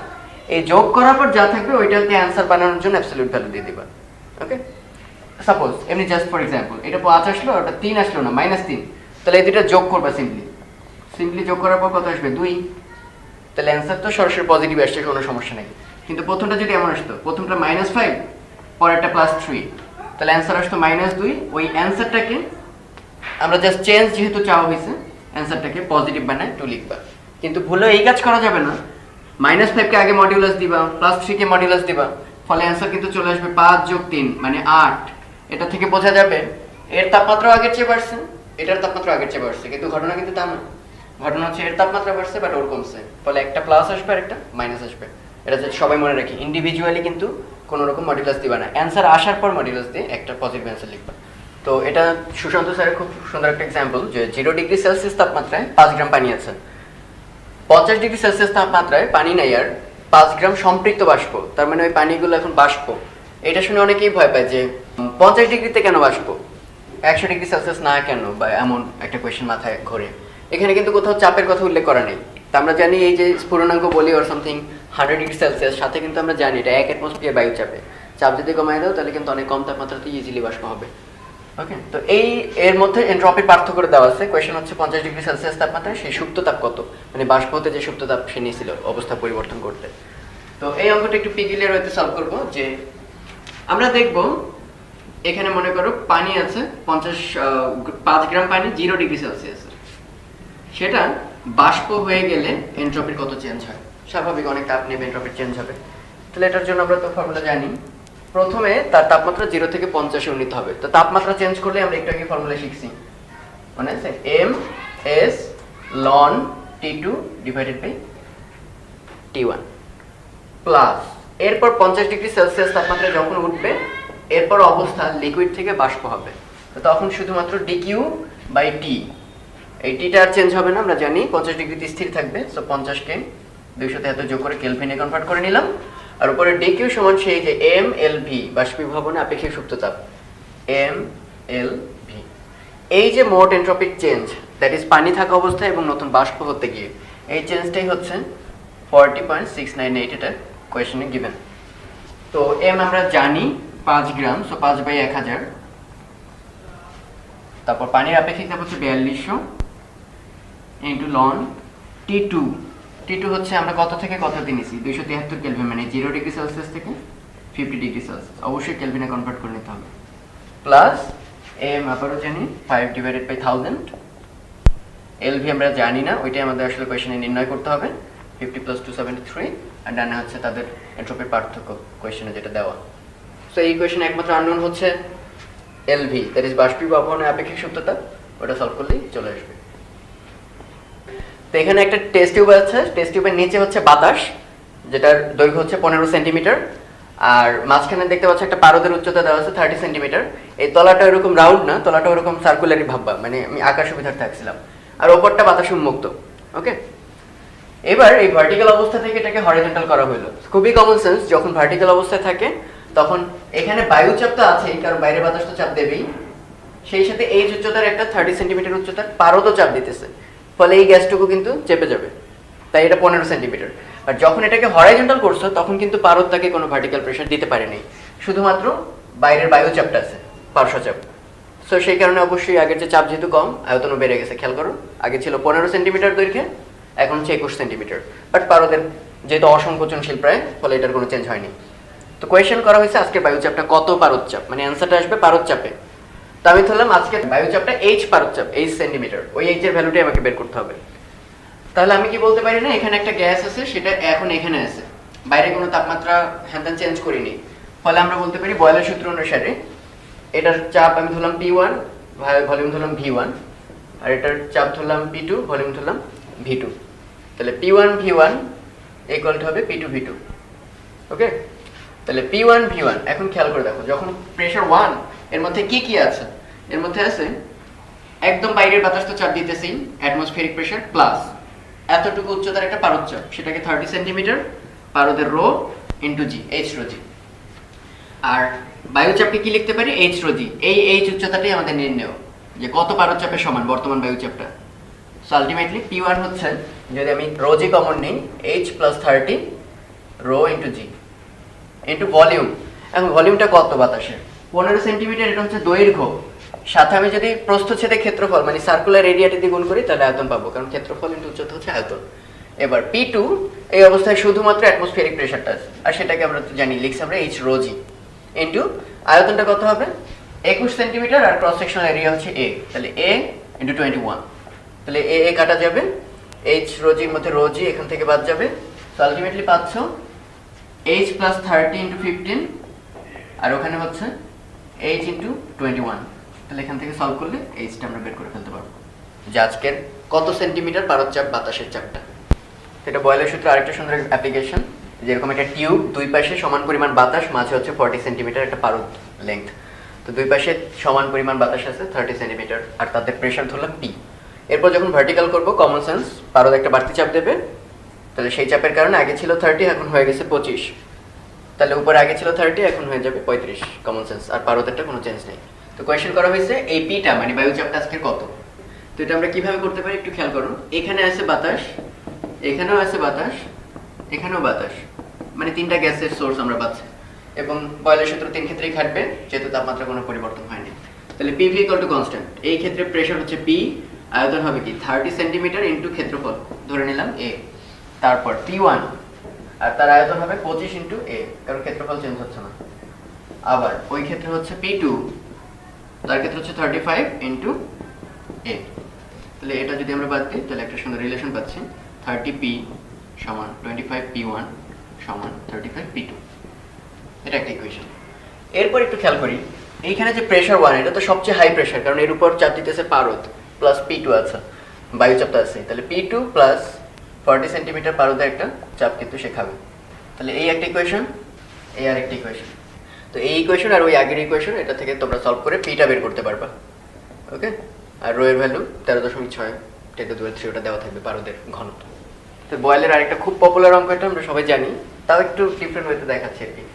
এখানে দেখো, নিচে হচ্ছে যখন থাকবে বাবলটা, তখন খুব পিচি থাকবে, কারণ কমন সেন্সটা কি বলে, বায়ুর চাপটা কখনোই নষ্ট হবে না, বাতাসের চাপ তো থাকবেই, প্লাস এই এতখানি এই উচ্চতার পানির চাপও তাকে বের করতে হচ্ছে, ফলে আয়তন কমে যাবে, আমরা জানি বয়লের সূত্র থেকে। তো কোয়েশ্চনটা এটাই করে, যেটা যখন এই উচ্চতা উপরে চলে আসে, তখন তো চাপ কমে গেল, ফলে আয়তন এসে বেড়ে যায়, n গুণ হয়ে গেছে আয়তন বেড়ে, আগে যদি V থাকে এখন হয়ে গেছে NV। তাহলে এই উচ্চতাটা কত, হ্রদের গভীরতা কত, তাহলে আমরা একদম ইজিলি বের করতে পারি P1 V1 সমান P2 V2। যেহেতু ওই বাবলের মধ্যে আছে গ্যাস, আর গ্যাসের ক্ষেত্রে বয়লের সূত্র অ্যাপ্লিকেবল যদি T কনস্ট্যান্ট থাকে। আর যদি T কনস্ট্যান্ট না থাকে, তাহলে মনে রাখবা P1 V1 বাই T1 সমান P2 V2 by T2, boil চার্লসের সমন্বয় সূত্র। তো দেখো, প্রথমে যখন আমরা এই পয়েন্টে আসি, তখন প্রেসার হবে বাতাসের চাপ প্লাস এইচ রো জি, ওই এত উচ্চতার পানির চাপ, ইনটু আয়তনকে ধরলাম V। আর যখন সারফেসে চলে আসছে, তখন খালি বাতাসের চাপ ইনটু আয়তন হচ্ছে n ইনটু V, আগের চেয়ে n আয়তনে বেড়ে গেছে। তাহলে এখানে V কাটলাম, তাহলে এই পাশে যদি P অ্যাটমসফিয়ারটা নিয়ে আসি, তাহলে n-1 P অ্যাটমসফিয়ার, ওকে, আর এই পাশে থাকবে এইচ রো জি। তাহলে আলটিমেটলি আমাদের এইচটাই হচ্ছে টার্গেট ছিল, এইচ হচ্ছে তাহলে n-1 P atmosphere divided by rho into G. তো এটা একটা ছোট শর্টকাট আর কি, মনে রাখতে পারো চাইলে। এখানে এন এর পরিচয়ে ব্যাসার্ধ কত গুণ বাড়ছে তা কিন্তু না, এন হচ্ছে আয়তনে কত গুণ বাড়লো, আয়তনে কত গুণ হলো আদি আয়তনের। তো যদি কখনো কোয়েশনে বলা থাকে যে ওই গভীরতা থেকে এর সারফেসে যখন চলে আসে তখন ব্যাসার্ধ বা রেডিয়াস বাড়লো 2 গুণ, তখন কিন্তু n ইকুয়াল টু 2 না 2 কিউব। কারণ কি আয়তন সমান আমরা জানি 4/3 গোলকের ক্ষেত্রে পাই আর কিউব। সো আয়তনটা ব্যাসার্ধ যদি 2 গুণ বাড়ে তার কিউব আকারে বাড়বে, দ্যাট ইজ n এর ভ্যালু হবে 2 কিউব বা 8 গুণ। ওকে, আশা করি পারবা। আর এখানে পি অ্যাটমসফিয়ার কিন্তু অ্যাটমসফিয়ার এককে বসাতে বলা হয়নি, এখানে বলা হয়েছে বাতাসের চাপ প্যাসকেল এককে নিবা যদি এসআই ইউনিট। রো তো পানি ঘনত্ব 1000 কেজি পার মিটার কিউব, জি 9.8। ওকে, আচ্ছা তাপ ও গ্যাস চ্যাপ্টারে মেইনলি কি কি জায়গায় ভুল হয় ওই জিনিসগুলো আমরা একটু খেয়াল করি। আরএমএস বেগ এটা সমান, অনেকে এই ফর্মুলাটা আমরা জানি 3p/ρ, এই 1/3 mc² থেকে চলে আসে। তো এটা দেখে অনেকের মাথায় এরকম যদি একটা প্রশ্ন আসে যে প্রেসার যদি বাড়ানো হয় ডান পাশে তাহলে অবশ্যই কি বেড়ে যাবে বলে মনে হয়, আরএমএস বেগ বাড়বে। তো একটা কোয়েশ্চেন করলাম যে চাপ যদি বাড়ানো হয়, তাপমাত্রা কোনো চেঞ্জ করিনি, তাহলে আরএমএস বেগ বাড়বে কমবে নাকি একই থাকবে? উত্তর হচ্ছে একই থাকবে। যদিও মনে হচ্ছে এখানে ডান পাশে প্রেসার, এটা বাড়লে তো অবশ্যই এটা বাড়া উচিত, কিন্তু আসলে না, কারণ প্রেসার আর ঘনত্ব কিন্তু ইন্ডিপেন্ডেন্ট না। আমরা জানি সেই যে P1V1/T1 সমান P2V2/T2, তার বদলে আমরা লিখতে পারি কি P1/ρ1, কারণ আয়তন হচ্ছে ঘনত্বের ব্যস্তানুপাতিক, P2/ρ2 এটা একটা কনস্ট্যান্ট। তার অর্থ কি P/ρ আসলে একটা কনস্ট্যান্ট। খুবই কমন সেন্স না? তুমি যখনই প্রেসার বাড়াবা ওটা কি আরো ঘন হয়ে যাবে। তাহলে যদি প্রেসারকে 2 গুণ বাড়াও, সাপোজ এখানে 2 টাইমস, আগের তুলনায় 2 টাইমস, সাথে সাথে সে আরো 2 গুণ ঘন হয়ে যাবে। সো আলটিমেটলি এই দুইয়ের কোনো ইম্প্যাক্ট কিন্তু আসলে আর নাই, তাই আরএমএস বেগ আসলে চেঞ্জ হবে না। তাহলে আরএমএস বেগ চেঞ্জ হয় কার উপর সেটাও কিন্তু আমরা ফর্মুলা থেকে জানি। সিআরএমএস সমান, আবার আমরা এটাকে একটু চেঞ্জ করে লিখতে পারি 3RT/m, যাদের মনে আছে। তাহলে দেখো এখানে 3Rm এর উপর কোনো হাত নেই, একটাই পার্টিকেল সাপোজ নাইট্রোজেন, তাহলে তার m ফিক্সড, আর আমরা জানি সর্বজনীন মোলার গ্যাস ধ্রুবক, সো ওটা ফিক্সড। তাহলে শুধুমাত্র আরএমএসটা কার উপর চেঞ্জ হয়, is a function of temperature. So আমি যদি একমাত্র তাপমাত্রাকে চেঞ্জ করতে পারি তখনই আরএমএস বেগ চেঞ্জ হবে, আদারওয়াইজ না। ওকে, এই জন্য যদি কোয়েশ্চেন করা হয় যে যদি তাপমাত্রা ফিক্সড রাখা হয় তাহলে প্রেসার বাড়ালে কি হবে, অবভিয়াসলি আরএমএস বেগের কোনো চেঞ্জ হবে না। তো আরো একটা ফর্মুলা আমরা সবাই জানি, কাইনেমেটিক্স থেকে আসছে যে 1/3 mc², PV = 1/3 mc²। তো এখান থেকে আমরা সেই যে দেখাতে পারি 3PV = mnc², যেটাকে আসলে কি একটা অনুর ভর ইনটু অনুর সংখ্যা, দ্যাট ইজ ক্যাপিটাল M লেখা যায়। এখানে যদি হাফ mc² লিখি ইনটু 2 লিখি তাহলে এটা হচ্ছে গতিশক্তি। তাহলে গতিশক্তি আর ওই 2 যদি এই পাশে পাঠিয়ে দিই তাহলে 3/2 PV, এরকম একটা ফর্মুলা আমরা জানি। লেখান থেকেও মনে হতে পারে যে এই কাইনেটিক এনার্জিটা ডিপেন্ড করে প্রেসার কিংবা আয়তনের উপর, মোটেই তা না কিন্তু আসলে। একটু আগে যেমন দেখে মনে হচ্ছিল প্রেসারের উপর আরএমএস বেগ চেঞ্জ হয়, এখানেও তা না। কিভাবে? PV = আমরা জানি আবার nRT, তাহলে আমরা লিখতে পারি 3/2 nRT। তাহলে মোল সংখ্যা তারপর আর এগুলো হচ্ছে ধ্রুবক, তাহলে আসলে আমাদের উপর ডিপেন্ড করতেছে শুধু তাপমাত্রার উপর। তাপমাত্রা যদি ফিক্স থাকে গতিশক্তি ফিক্স, তাপমাত্রা চেঞ্জ হলে গতিশক্তি চেঞ্জ হবে। তো আরেকটু বিষয় আমরা একটু জেনে নিই, এটা হচ্ছে 1 মোলের জন্য যদি লিখতাম তাহলে n এর জায়গায় 1 বসাই দিতে পারতাম এবং 3/2 RT। 1 মোলে আসলে কয়টা অ্যাভোগাড্রো সংখ্যক, তাহলে আমি যদি বলতাম একটা অণুর গতিশক্তি বা গড় গতিশক্তি E কে বার, তাহলে কি হতো, অ্যাভোগাড্রো সংখ্যকের গতিশক্তি হচ্ছে 3/2 RT, 1 মোল মানে অ্যাভোগাড্রো সংখ্যক, অতএব একটার হবে অ্যাভোগাড্রো সংখ্যা দিয়ে ভাগ। তাহলে এই যে R/n এটার একটা সুন্দর নাম আছে আমরা জানি, K, বোলটজম্যান কনস্ট্যান্ট। তাহলে অণুর গড় গতিশক্তিটা শুধুমাত্র তাপমাত্রার ফাংশন।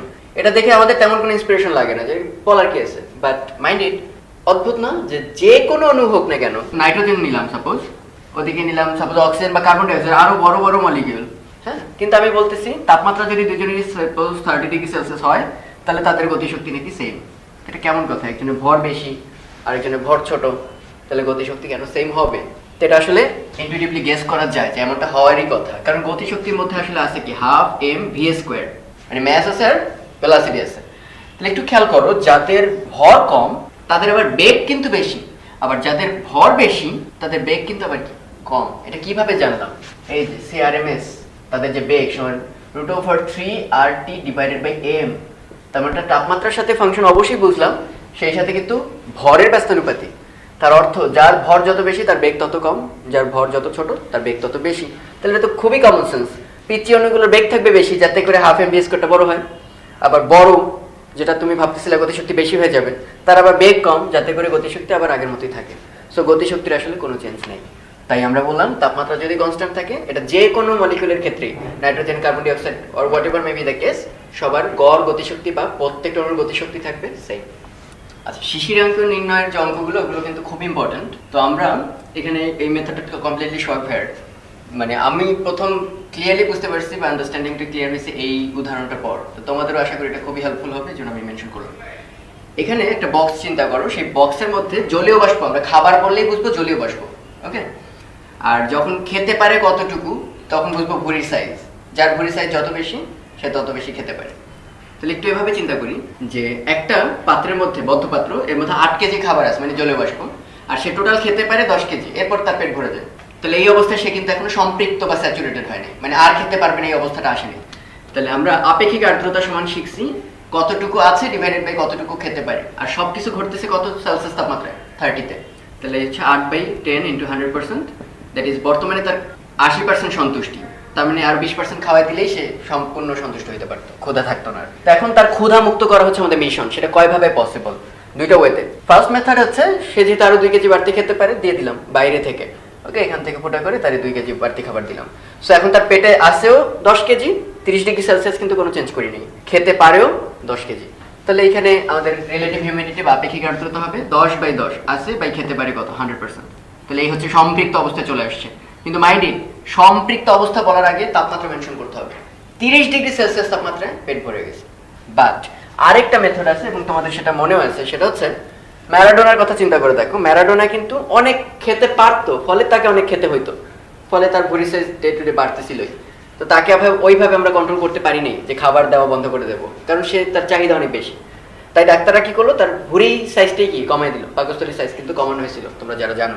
তাহলে এটা হচ্ছে আরেকটা মেথড, যে ম্যারাডোনা মেথড। আমরা চাইলে তার খাবার খাওয়ার ক্ষমতাটাই কি কমাই দিই, তাতে ক্ষুধা আর লাগবে না। কিরকম? আমরা তাপমাত্রা 30 থেকে 20-এ নামায় নিয়ে আসলাম। এর অর্থ হচ্ছে তার খাওয়ার ক্ষমতা বা সামর্থ্য আমরা কমাই দিলাম। কিরকম? আগে খেতে পারতো 10 কেজি, এখন এই তাপমাত্রাতে আর 10 কেজি খেতে পারে না, যা আছে তা দিয়ে সে খুশি। 8 কেজি আর আছেও কত, 8 কেজি। তাহলে এই অবস্থায় তার আপেক্ষিক আর্দ্রতা কিন্তু 10/10 না, 8/8 × 100%, মানে আবারও 100%, বাট এবারও সাথে মেনশন করতে হবে কত ডিগ্রি সেলসিয়াস তাপমাত্রায়, 20°C তাপমাত্রা। তাহলে আসলে তাপমাত্রা ব্যাপারটা এমন এক জিনিস, তাপমাত্রা যত বাড়বে তত খাওয়ার সামর্থ্যটা বাড়বে। এবং এটা কিভাবে গেস করা যায় একটু খেয়াল করে দেখো। এটাও শখের একটা সুন্দর থিওরি, পিছে যান থিওরি। হ্যাঁ, এটা মনে রাখবে শব্দটা। বাসের কন্ডাক্টর যেমন পিছে যান এরকম বলতে থাকে, এখানে আসলে ঘটনাটা তাই। এইটা সাপোজ বাসের গেট, তাহলে এই গেটের সামনে দেখবা অনেক মানুষ দাঁড়ানো থাকে। দেখে মনে হয় বাইরের কোনো দর্শক আসলেই বা যে উঠতে যাবে যাত্রী ভাববে গেটেই দাঁড়ানোর জায়গা নেই, তাহলে ভেতরে সিট তো পুরো ব্লকড। বিষয়টা কিন্তু এমন না, কারণ সবাই গেটের কাছে এসে নাইমা যেতে চায় সহজে, ফলে এখানে দেখা গেল 2-3টা সিট ফাঁকা, কিন্তু তারা ওই সব গেটের কাছে ভিড় করে। এই ঘটনাটা পিছে যান থিওরিতে কিভাবে ব্যাখ্যা করা যায়? কন্ডাক্টর যখন বলে পিছে যান, মাইটের দেয়, শক্তি প্রয়োগ করে, তখন এরা ধীরে ধীরে পিছনে যায়, পিছনের জায়গাগুলো ব্লক করতে থাকে।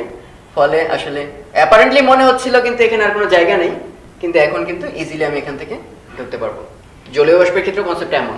জলীয় বাষ্পের ক্ষেত্রে তাপমাত্রা যখন কমাতে থাকবো, মানে কন্ডাক্টর যখন ঝাড়ি টাড়ি দেবে না, তখন বড় বড় মলিকুলগুলো এসে কাছাকাছি এসে ক্লটেড হবে। ফলে নতুন কোনো জলীয় বাষ্প কণা আসতে গেলে দেখবে এদের মধ্যে কোনো ঢোকার জায়গা নেই। অন দি আদার হ্যান্ড, তুমি যদি পিছে যান থিওরি, তাপমাত্রা যদি বাড়াতে থাকো, বাড়ি টাড়ি দাও, তখন ধীরে ধীরে তারা মধ্যবর্তী গ্যাপটা বাড়াতে থাকবে। ফলে নতুন মলিকুল এসে দেখবে বিশাল ফাঁকা জায়গা এবং সেখান থেকে সে ইজিলি ঢুকতে পারবে। এই জন্য তাপমাত্রা বাড়ালে কোনো বদ্ধ পাত্রে খাওয়ার ক্ষমতা বাড়তে থাকে। মানে আগে যেগুলো অ্যাপারেন্টলি মনে হচ্ছিল খুব ক্লটেড, তার মাঝখানে আর জায়গা নেই, সেগুলো দূরে সরে গিয়ে জায়গা করে দেয়, মানে পিছে যায়। ওকে, এই হচ্ছে আসল কথা। তো আমরা এখন কয়েকটা ম্যাথ করব। করার আগে আরেকটা ছোট ইম্পর্টেন্ট হিন্টস দিয়ে তারপর আমরা ম্যাথে যাচ্ছি। আর একটা খুবই ইম্পর্টেন্ট টপিক হচ্ছে শিশিরাঙ্ক কখন চেঞ্জ হয়। তো অনেকেরই একটা ভুল ধারণা আছে, আমরা জানি যেমন PV = nRT। তাহলে এখান থেকে অনেকের একটা ভুল ধারণা হতে পারে যে টেম্পারেচার চেঞ্জ করলে প্রেশার চেঞ্জ হবে। প্রেশার কথাটা কেন আনলাম? সম্পৃক্ত বাষ্পচাপ কত খেতে পারে এগুলো আসলে বাষ্পচাপ দ্বারা ডিটারমিন্ড হয়। তাহলে সেই চাপটার সঙ্গে দেখে মনে হচ্ছে কি তাপমাত্রা একটা সুন্দর সম্পর্ক। তাপমাত্রা তখনই চেঞ্জ হবে যদি চাপটা চেঞ্জ করতে পারো। বিষয়টা আসলে মোটেই এমন না। এই সূত্রটা অ্যাপ্লিকেশনের মেইন একটা শর্ত ছিল আদর্শ গ্যাস।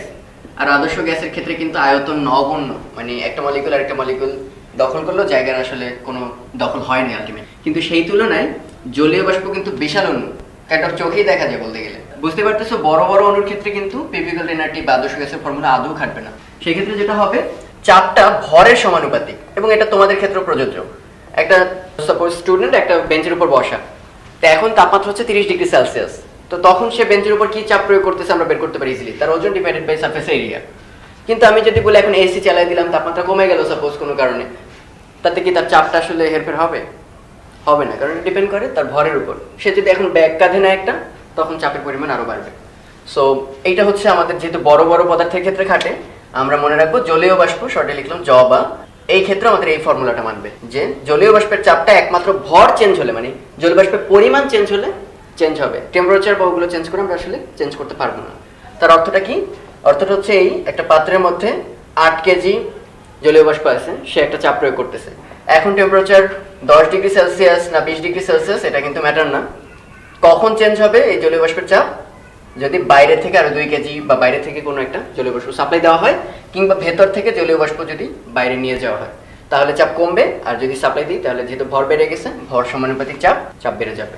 তো এটা ইসাকসারের একটা খুব বিখ্যাত প্রবলেম। তো এটা প্রায় মিসকনসেপশন সবারই আছে। সেটা হচ্ছে একটা বদ্ধ পাত্রে কিছু পরিমাণ জলীয় বাষ্প আছে, আর আজকের দিনের তাপমাত্রা হচ্ছে 15 ডিগ্রি সেলসিয়াস, আর ওই দিনের শিশিরাঙ্ক হচ্ছে 8 ডিগ্রি সেলসিয়াস। শিশিরাঙ্ক মানে কি? এই 15 ডিগ্রি সেলসিয়াসে যতটুকু খেতে পারে 8-এ কিন্তু তা না, অনেক কম খেতে পারে। ফলে 15 ডিগ্রি সেলসিয়াসে যদি তার পেটে 8 কেজি খাবার থাকে, মানে জলীয় বাষ্প, তখনও কিন্তু সে সম্পৃক্ত না, ক্ষুধামুক্ত না। কিন্তু 8-এ নেমে আসলে ওই 8 কেজি খাবার দিয়ে কি হয়ে যাবে? তার অলরেডি খাবার পূর্ণ হয়ে গেছে, কারণ পেটের সাইজ ছোট হয়ে গেছে। এখন বলছে যদি 15 ডিগ্রি সেলসিয়াস চেঞ্জ করে টেম্পারেচার 10 হয়, মানে স্টিল কিন্তু শিশিরাঙ্কে পৌঁছায় নেই, বাট তাপমাত্রা কমছে, তাহলে বলছে শিশিরাঙ্কের কি চেঞ্জ হবে? এটা কি 8 ডিগ্রি সেলসিয়াসই থাকবে, or what ever may be the case. তো আমরা একটু আগেই বলছি শিশিরাঙ্কটা ডিপেন্ড করে হচ্ছে তার পেটের মধ্যে কতটুকু আছে খাবার তার উপর, যেমন ওখানে 8 কেজি ছিল।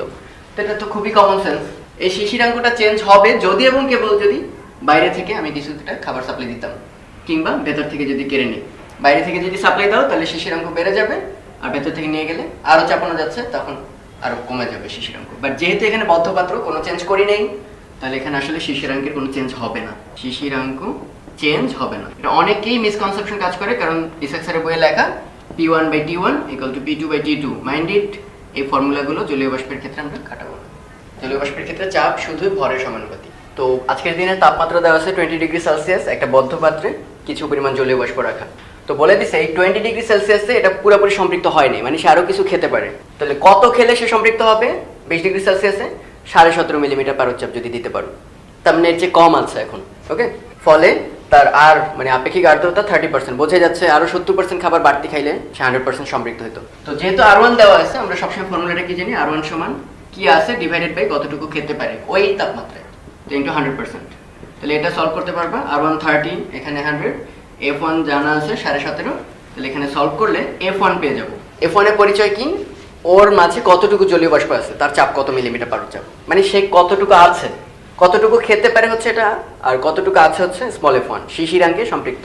এখন খেয়াল করে দেখো, যেহেতু বাইরে থেকে কোনো পাত্র ছিদ্র করে সাপ্লাই দেয়নি কিংবা ভেতর থেকে নিয়ে আসি নাই, ফলে কতটুকু পেটে ছিল সেটা কিন্তু স্টিল থেকেই যাবে।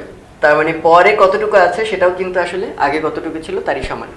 ফলে নতুন অবস্থায় আপেক্ষিক আর্দ্রতা কত হবে সেটা বলে দিছে। কিন্তু তাপমাত্রা যেহেতু 20 ডিগ্রি সেলসিয়াস নাই, 10 ডিগ্রি সেলসিয়াস, সেহেতু খেয়াল করে দেখো আগে খেতে পারতো 17.5 কেজি সাপোজ, এখন সেখানে পাচ্ছে 9 কেজি। Common sense. ঠান্ডা করে দিলে আসলে কি পেটের সাইজ কমান, ফলে তার খাবারের সামর্থ্য কমে যাচ্ছে। ফলে R2 হবে F2 divided by capital F2, কতটুকু আছে কতটুকু খেতে পারে। তো কতটুকু আছে সেটা তো আমরা ওই অঙ্কেই বের করছি, ওটা আগের সমানই থাকবে। আর F2 হচ্ছে 9.2 মিলিমিটার। সলভ করলেই নতুন অবস্থায় হিউমিডিটি আমরা পেয়ে যাব। তো এটা আরেকটা সুন্দর অঙ্ক, একটা বক্স, এর মধ্যে কিছু জলীয় বাষ্প আছে। আজকের দিনের তাপমাত্রা হচ্ছে 25 ডিগ্রি সেলসিয়াস। তো কোয়েশ্চেন বলা আছে যে 23.52 পরিমাণ যদি জলীয় বাষ্প থাকতো, তাহলে 25 ডিগ্রিতে এটার পার্সেন্টেজ হতো 100%, মানে সম্পৃক্ত হয়ে যেত। কিন্তু তা নাই এর মধ্যে, মানে 23 পরিমাণ নাই, তার চেয়ে কম আছে, ফলে এটা 50% হচ্ছে হিউমিডিটি।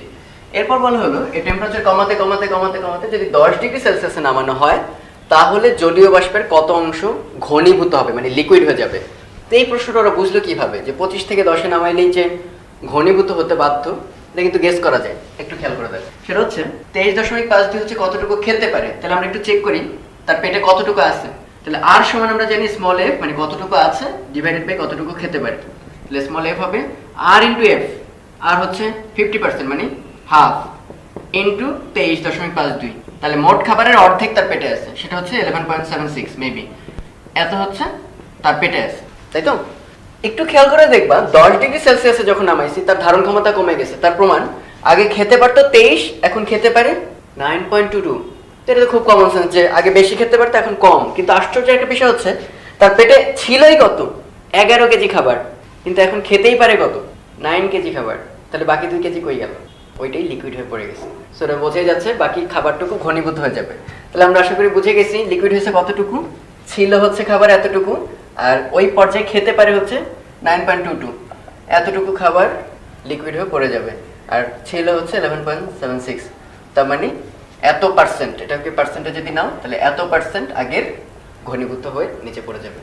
এবং এই অবস্থায় রিলেটিভ হিউমিডিটি কত হবে? খুবই কমন সেন্স, যেহেতু যা খেতে পারে তার চেয়ে বেশি আছে তাহলে 100%, খুবই কমন সেন্স। এর চেয়ে বেশি হতে পারে না, এই জন্য বাকিটুকু ঝরাই দিছে শিশিরাকে।